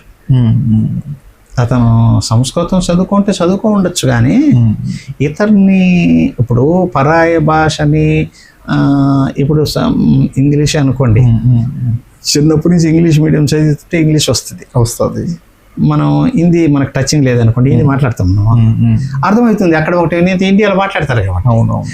అట్లాగా అతనికి సంస్కృతం అట్లా అక్కడక్కడ అర్థం అయిండొచ్చు. అంత మాత్రం అతని ఫ్లూయెంట్గా సంస్కృతంలో మాట్లాడేశాడు అనడం అంతా హంబల్. అయ్యా నమ్మాల్సిన పని లేదు అసలు. అయితే ఒకటి చెప్తాను, నా నవల్లో ఆదియోధుల్లో కూడా చెప్పాను, టెక్నాలజీ ప్రాచీన క్రీస్తు పూర్వం నుంచి కూడా, ప్రాచీన చరిత్రకు అందని రోజుల నుంచి కూడా ఇక్కడ టెక్నాలజీ ఉంది. నేను ఒక ఉదాహరణ కూడా ఇచ్చాను ఋగ్వేదం నుంచి. ఉదాహరణ ఏమిటంటే, 7,000 సంవత్సరాల నుంచి వేదం పుట్టింది. అంటే వాళ్ళ నిజానికి ఆర్యుల జానపద గేయాలే శ్లోకాలే. తర్వాత రాను చేరుతూ వచ్చినాయి వేదాలుగా. వ్యాసుడు దాన్ని కొంచెం పెంపు చేసి 4 వేదాలుగా విభజించాడు. వ్యాసుడితోనే వేదాలు పుట్టలేదు, అప్పటికి కొన్ని వేల సంవత్సరాలు అయిపోయింది పుట్టి. అప్పుడు సమాజం అంతా అక్కడ కనిపిస్తుంది. అక్కడ ఏమిటంటే అశ్విని దేవతలు స్కూటర్ కనిపెట్టినట్టుగా ఉంది. 2 చక్రాల బండిలు, 4 చక్రాల బండిలు కూడా ఉన్నాయి. నేను శ్లోకంతో సహా ఋగ్వేదంలో శ్లోకం కూడా ఇచ్చాను నవల్లో. అంటే చాలామంది ఇతను భారతీయుడని భారతదేశ జ్ఞానాన్ని గొప్ప చెప్పుకుంటాడు అనుకుంటారు. గొప్ప కాదు. అప్పుడు టెక్నాలజీ ఏమిటి తెలియదు, ఉన్నాయో మరి అట్లా. చక్రం అప్పుడే ఆవిష్కరింపబడింది. చక్రం పడిద్ది, అది ఋగ్వేదంలోనే ఉంది. విమానం కనిపెట్టినాడు. విమానము సౌభకం అంటాం దాన్ని, సౌభకం అని.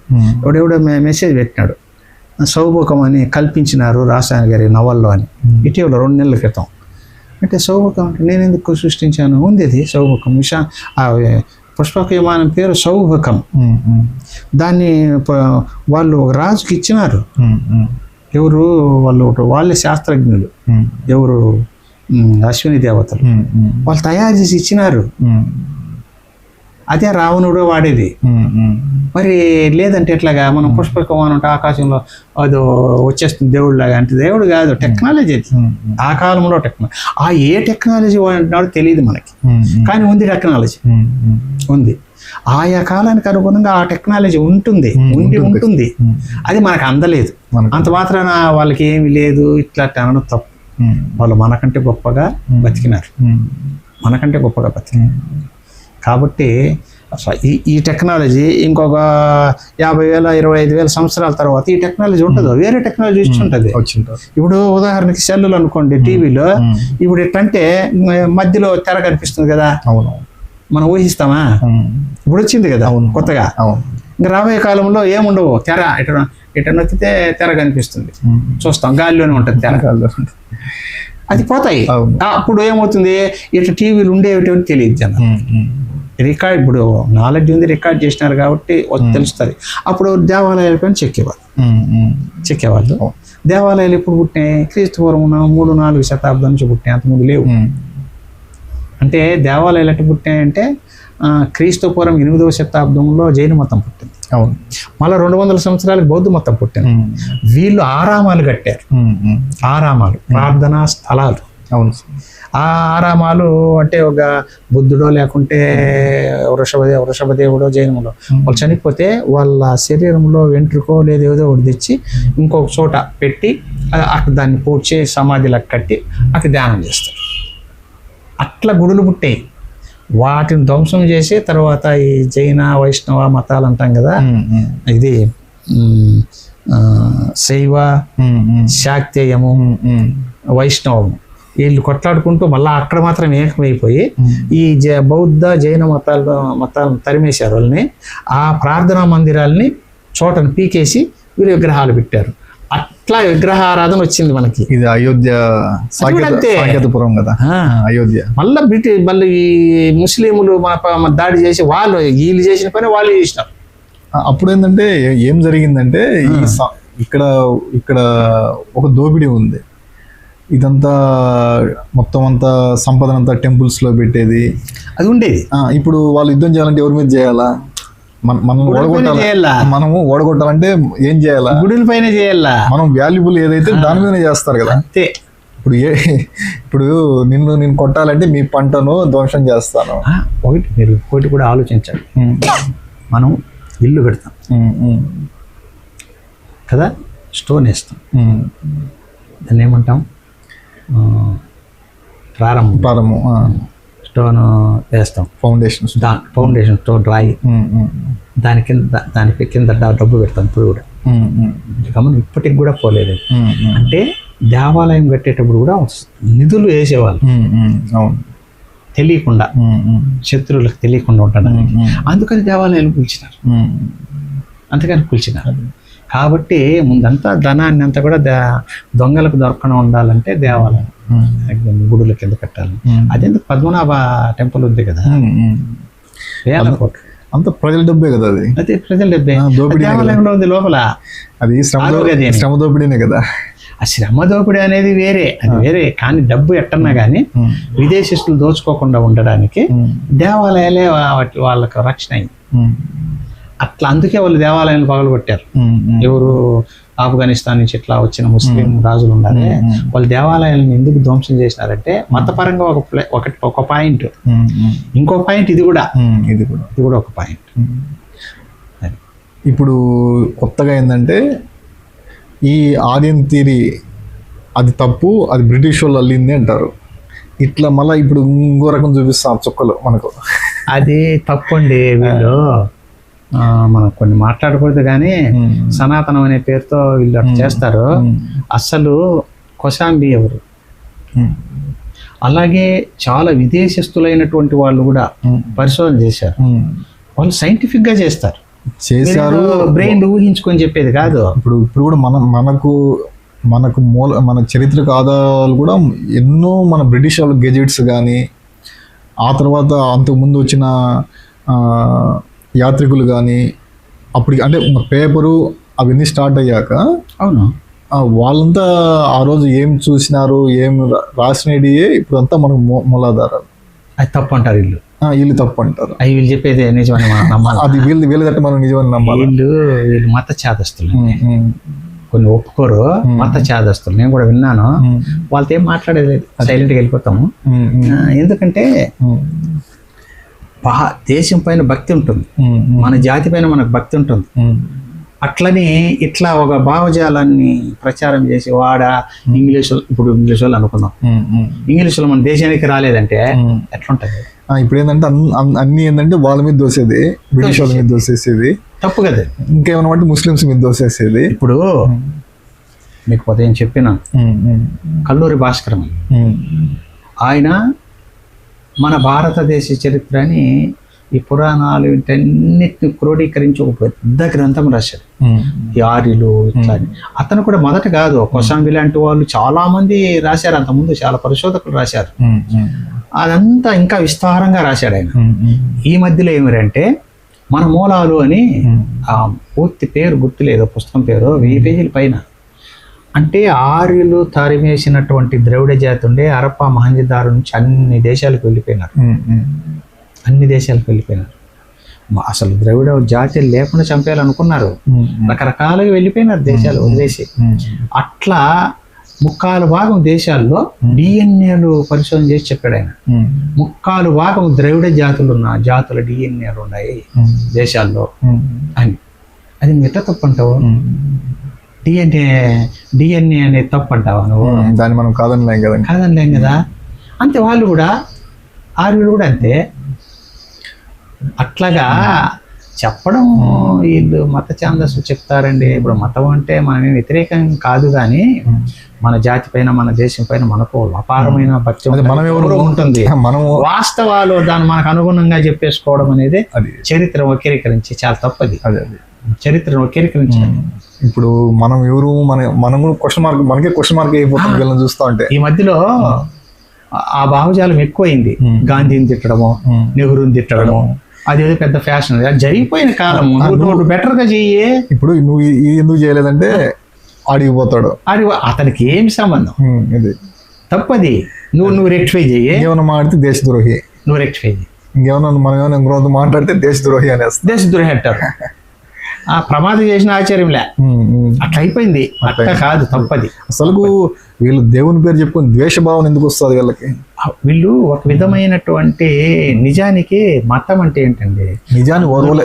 ఒక సత్యాన్ని లేదా ఒక పద్ధతిని, జీవన విధానాన్ని ఎక్కువ మంది ఆచరిస్తే దాన్ని మతం అంటారు. అంతే. అంత మాత్రమే దానికి ఆ పేరు పెట్టి ఈ పేరు పెట్టి వాళ్ళు చంపు వీళ్ళ చంపు, వాళ్ళని అట్ట తిట్టు ఎట్ట తిట్ట, అది మతం కాదండి. అది కూడా ఒక రకమైన ఉగ్రవాదం. ఇప్పుడు ఎట్లంటే, ఇప్పుడు గమనించండి మీరు, మార్క్సిజం అనేది కూడా మతంగా మారిపోయింది ఇప్పుడు. నేను చెప్తే ఒక భావజాలం నమ్మే సంఖ్య ఎక్కువ అయితే వాళ్ళందరినీ ఆ భావజాల వాళ్ళని మతంగా మార్చారు. దాన్ని ఎక్స్పోజ్ చేస్తే అదే మతం అవుతుంది. అట్లా ఇప్పుడు మార్క్సిజం కూడా మతం అయిపోయింది ఇప్పుడు.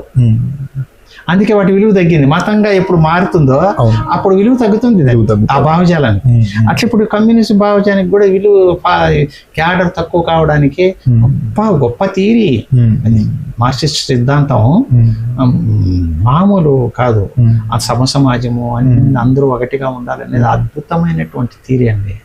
దాన్ని ఆచరించేటటువంటి నాయకుల వల్ల ఫెయిల్ అవుతోంది. కానీ సిద్ధాంతం తప్పు, చాలా గొప్ప సిద్ధాంతం, ప్రపంచంలోనే చాలా గొప్ప సిద్ధాంతం. కార్ల్ మార్క్స్ రాసిన సిద్ధాంతం అది. కార్ల్ మార్క్స్ ఒకటి రాసింది కాదు, వాళ్ళు ఏంగిల్స్ వీళ్ళంతా కలిసి తయారు చేసింది. మరి అది కూడా ఇప్పుడు మతంగా మారిపోయింది లెక్క. కాబట్టి మతము అది అట్లా ఎక్స్పోజ్ అయిపోవడం, ఆ భావజాలని ఇదే నిజమని ప్రచారం తప్పు. అది తప్పని కూడా తెలుసు వాళ్ళకి, కానీ ప్రచారం మైండ్ పిచ్చిలాగే అయిపోతుంది. ఇప్పుడు పెద్ద పెద్ద వాళ్ళంతా సాయిబాబా మీద పడ్డారు. ఇదొకటి. ఇప్పుడు యాక్చువల్గా ఏంటంటే ఆయన ఎపిసోడ్ ఒక రకం, ఆ తర్వాత వీళ్ళు అందిపుచ్చుకున్న వీళ్ళు ప్రచారం చేసే పద్ధతులు వేరు. ఒక రకమైన ప్రచారం. జీసస్ ఎంతవరకు ఉన్నాడో ఆ ఎపిసోడ్ ఒకటి, అంతకుముందు ఆ తర్వాత దాన్ని పునికి పుచ్చుకునేసి దాన్ని సొమ్ము చేసుకునేది ఇంకొకరు. ఎక్కడ బైబిల్లో మతాన్ని ప్రచారం చేయండి అని లేదు. నేను కూడా చదివిన బైబిల్ అది ఎక్కడ చదివాను, నేను తెలుగు ఖురాన్ కూడా చదివాను. అట్లా ప్రచారం చేయండి అని ఎక్కడ లేదండి. ఇప్పుడు జరిగేదంతా పరిస్థితులు వేరు. ఇప్పుడు ఖురాను చేత పట్టుకొని, కత్తి చేత పట్టుకొని ఎడారి దేశాలన్నిటి మామూలు ఏకం చేశాడు. ఎందుకు ఏకం చేశాడంటే ఒక నమ్మకం, ఈ నమ్మకం ఇలా ఉండి ఈ నమ్మకస్తులంతా ఒక చోట ఉండాలని చేశాడు. దాని పవిత్ర యుద్ధం అని, జిహాద్ అని, ఇదంతా అది పెద్ద లేదు. వీళ్ళు కల్పించుకోవడం అంటే మళ్ళీ వచ్చే వాళ్ళు ఏంటంటే దాన్ని వీళ్ళ లీడర్షిప్ కానీ లేదా వీళ్ళు ఎలివేట్ కావడానికి వాటికి లేనిపోయినవన్నీ చూసి ప్రచారం చేస్తారు తప్పితే. ఇప్పుడు జీసస్ కావచ్చు, మహమ్మద్ కావచ్చు, వాళ్ళు ప్రవక్త ఏం చెప్తాడు? మంచి చెప్తాడు. సమాజం అభ్యున్నతికే ఎవరైనా మా కృష్ణుడు కూడా సేమ్ స్టోరీనే. కృష్ణుడైనా అంతే. మరి ఒకటి అనొచ్చు, మరి భగవద్గీతలో చంపేవాడు ఎవడు చచ్చేవాడు అంతా నేను చూస్తానంటే అది వేరు, అది మధ్యలో చేరినవి ఇవన్నీ. కానీ మిగిలిన విషయాలు ఉన్నాయి కదా, అది ఒకటి తీసేయండి. మీకు ఖురాన్లో ఉండేది అదే, బైబిల్లో ఉండేది అదే. మరి సంఘ సంస్కృతులు అని చెప్పొచ్చు. సమాజంలోని దాష్టీకాలను, వివక్షలను రూపుమాపడానికి సంఘ సంస్కర్తలు అనుకోవచ్చు. వేమన కానీ కృష్ణుడు మనకు దొరికే మొట్టమొదటి సంఘ సంస్కర్త. అవును, కృష్ణుడు. మీరు కావాలంటే చూడండి, అంతమందిని పెళ్లి చేసుకున్నారంటే ఏమని, సంఘం బాగుండాలని కదా అన్ని కులాల వాళ్ళని చేసుకున్నారు. కాబట్టి అన్ని యుద్ధాలు కూడా ఎందుకు చేశాడు?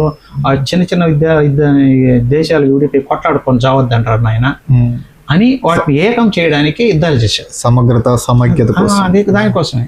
అది నాకు తెలిసి మొట్టమొదట మన ప్రపంచంలో మనకు తెలిసినటువంటి మొట్టమొదటి సంఘ సంస్కర్త కృష్ణుడే అండి.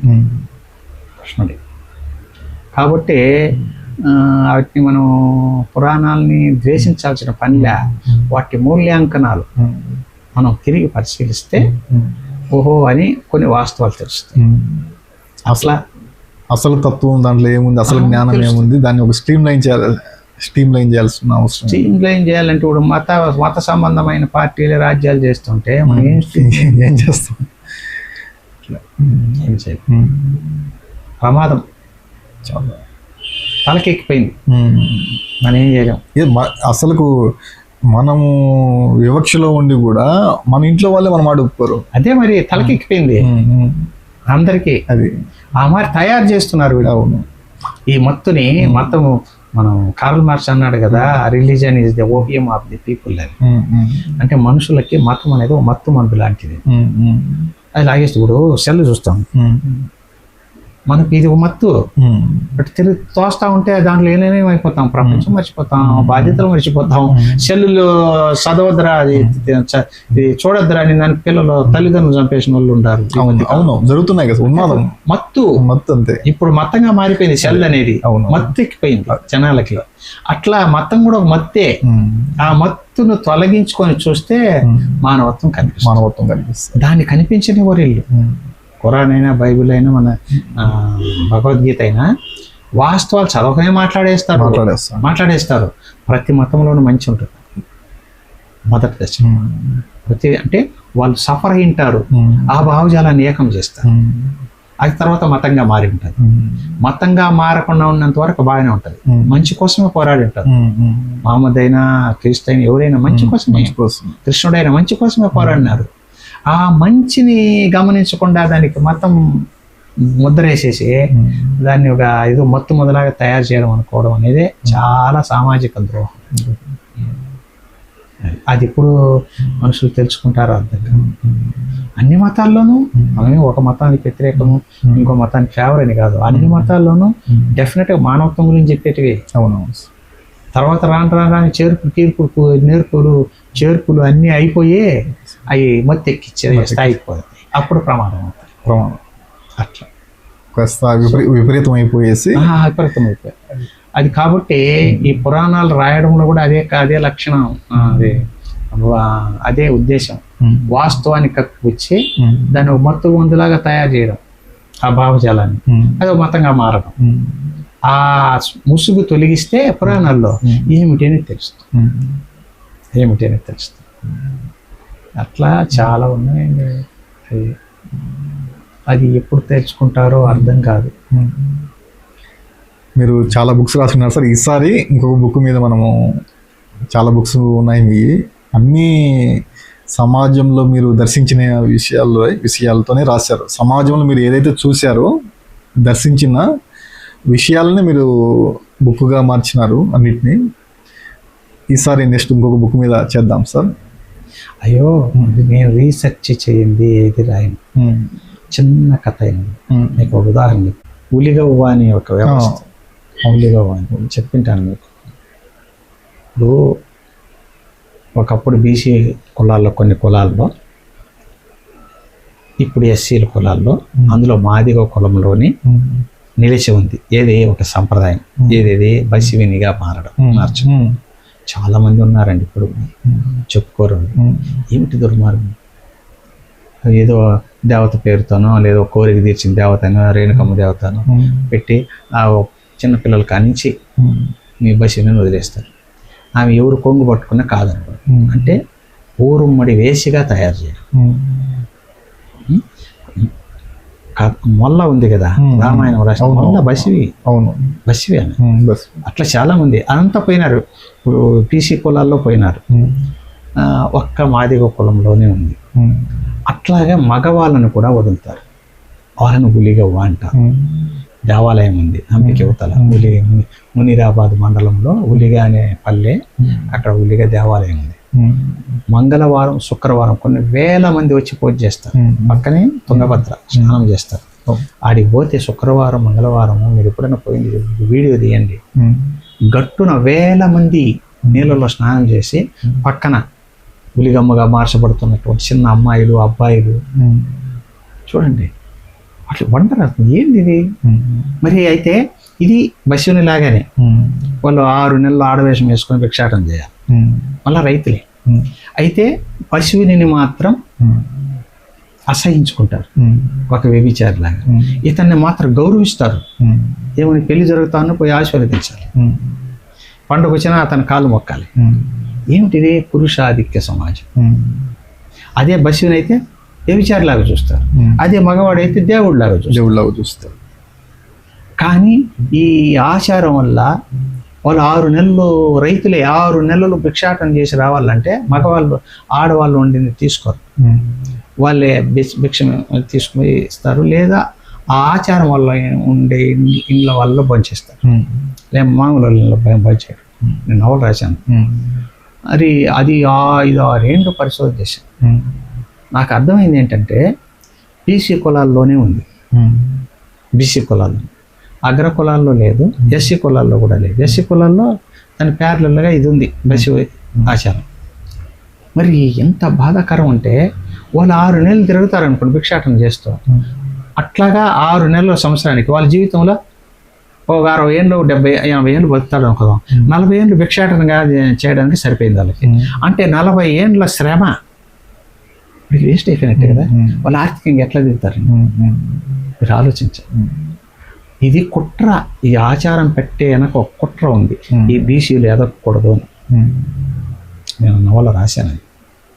అట్లా దురాచారాలు వదిలేయడం మంచిది. మరి ఇదే సందర్భంలో ఆలూరు దగ్గర ఆ ఫీల్డ్ వర్క్ చేసేటప్పుడు ఒక 30-35 ఏళ్ళ అమ్మాయి అండి, ఒక బండి బత్తాయి పండ్లు పెట్టుకున్న బండి, తోపుడు బండి పైన 2 కాయలు ఎత్తుకొని వాడిని యజమానికి కొట్టింది. వాడు నవ్వుతా ఉన్నాడు, ఇంకొక కాయ ఎత్తుకొని తింటా వెళ్ళిపోయింది. అందరూ ఆమె ఏమనలేదు, వాడు దెబ్బతిన్నాడు నవ్వుతా ఉన్నాడు, ఇంకో పండు తీసుకో అంటున్నాడు. ఎవరు ఆమె అని అడిగితే అక్కడే ఆలు దగ్గర పల్లె. ఆమె బస్సుని సార్ అన్నారు. బస్సుని అయితే వ్యభిచారులుగా మారుస్తారు కదా, ఇదేంటి అని అంటే, అవును సార్, ఆమె బస్సునిగా ఒప్పుకోకపోతే బస్సునిగా మారి నేను కొరడాలతో కొట్టి 2 రోజులు అర్ధరాత్రి శ్మశానంలో పడుకోబెట్టారు. చూడండి ఎంత భయంకరం. తర్వాత అప్పటికే ఆమె ఒప్పుకోకపోతే మనిషి పెంట తినిపించినారట ఆమె దగ్గర. నాకు ఏడుపు వచ్చేసింది నేను మాట చెప్తుంటే. ఎక్కడుంటాం మనం? ఏమైపోయింది సమాజం? నాకు ఆ ఇన్సిడెంట్ తలుచుకుంటా ఉంటే ఇప్పుడు కూడా కళ్ళు చెమరుస్తున్నాయి. ఇట్లా ఎంత బాధేసిందంటే అంత బాధేసిందండి.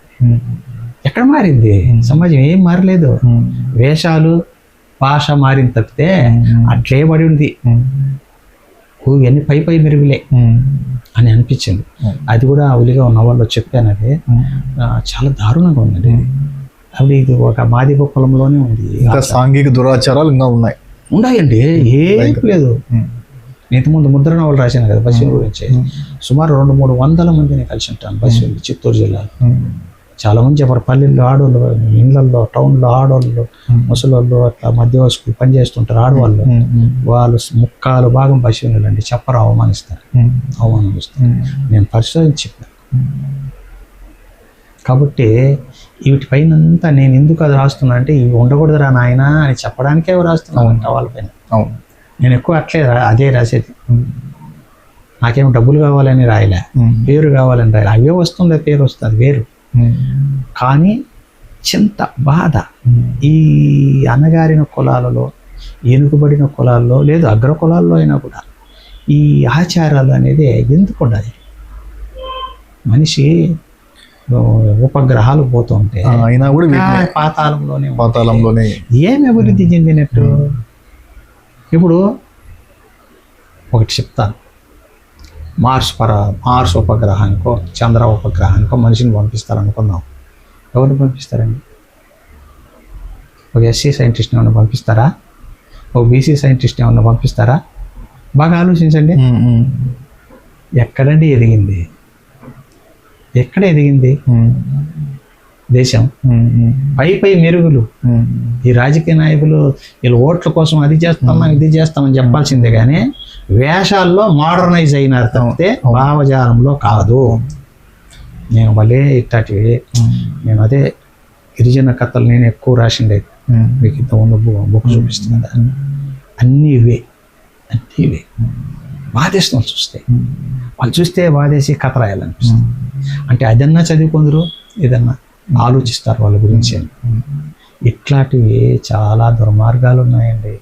నేను అనుకోవడం ఏంటంటే ఏమీ మారలేదు. చదువులు పెరిగినా నాగరికత పెరిగినా అట్టడుగు వాళ్ళు అట్టడుగునే ఉండారు, పేదవాళ్ళు పేదవాళ్ళు ఉన్నారు, మోసం చేసే వాళ్ళు చేస్తూ ఉన్నారు, మోసపడే వాళ్ళు మోసగించబడతానే ఉండారు. ఇప్పటికి కూడా సౌత్ ఇండియా అనేది ఎంత నష్టపోతుంది అంటే నార్త్ ఇండియా విషయంలో ఎంత అసలుకి భాషా యుద్ధాలు, మత యుద్ధాలు పగిల్చడము. ఆలోచించండి, ఇట్ట దురాచారాలు ఉత్తర భారతదేశంలో ఉన్నాయా? ఒకసారి ఆలోచించండి. ఉండొచ్చు, అవి మర్యాదపూర్వకంగా దేవదాసి అంటారు. చాలా మందికి బశ్వినికి దేవదాసికి తేడా తెలియదు. అంటే కొన్ని చోట్ల కలిపి రాసినారు కొంచెం ప్రాచీన ఒక 100 పాత గ్రంథాల్లో. తప్పది. దేవదాసి అంటే అది జమీందారీ వ్యవస్థలో రాజ్య వ్యవస్థలో ఉండేది. వాళ్ళు అన్ని విద్యలు ఆరితేరిన వాళ్ళు. నృత్యం చేస్తారు, గానం చేస్తారు, అందగత్తెలు. వాళ్ళు రాజ ఆస్థానంలో ఉంటారు. రాజరిక వ్యవస్థ పోయిన తర్వాత జమీందారీ వ్యవస్థ. ఆ వ్యవస్థలో అట్లా వాళ్ళు ధనవంతులై ఉంటారు, పేదవాళ్ళు కాదు. దేవదాసి ఇది బాగా గమనించాలి. అదే పశ్విన్ అనేది దాని ప్యారలల్గా మిగిలిన అట్టడుగు కులాలలో వచ్చిండేది. వాళ్ళు కూడా వ్యభిచారం చేస్తారు ధనవంతుల దగ్గర, వాళ్ళు ధనవంతులు అయింటారు. వీళ్ళు అట్ట కాదు, ఎవరు కొంగు పట్టుకున్నా కాదన్న.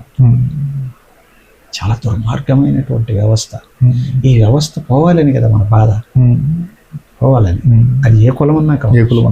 మరి అట్లాగా చూస్తే ఉత్తర భారతదేశంలో ఇలాంటి దుర్మార్గమైనటువంటి ఆచారాలు ఉన్నాయా? ఒకసారి ఆలోచించండి. దక్షిణ భారతదేశంలో ఎందుకు ఉన్నాయి? ఒకవేళ ఉత్తర భారతదేశంలో ఉంటే కూడా 1-6 ఉండకన్నా ఉంటాయి. అవి ఇంత దారుణంగా బశ్వినిలాగా నేను చెప్తున్నా, ఇంత దారుణంగా ఉండవు.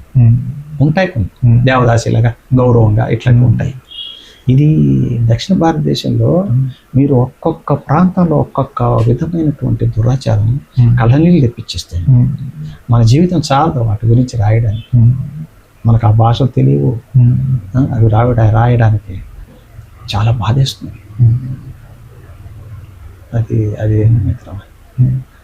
ఈసారి ఇంకొక బుక్ గురించి ఈసారి మాట్లాడదాం సార్ మంచిగా. ఒకసారి ధన్యవాదాలు సార్. అయ్యో.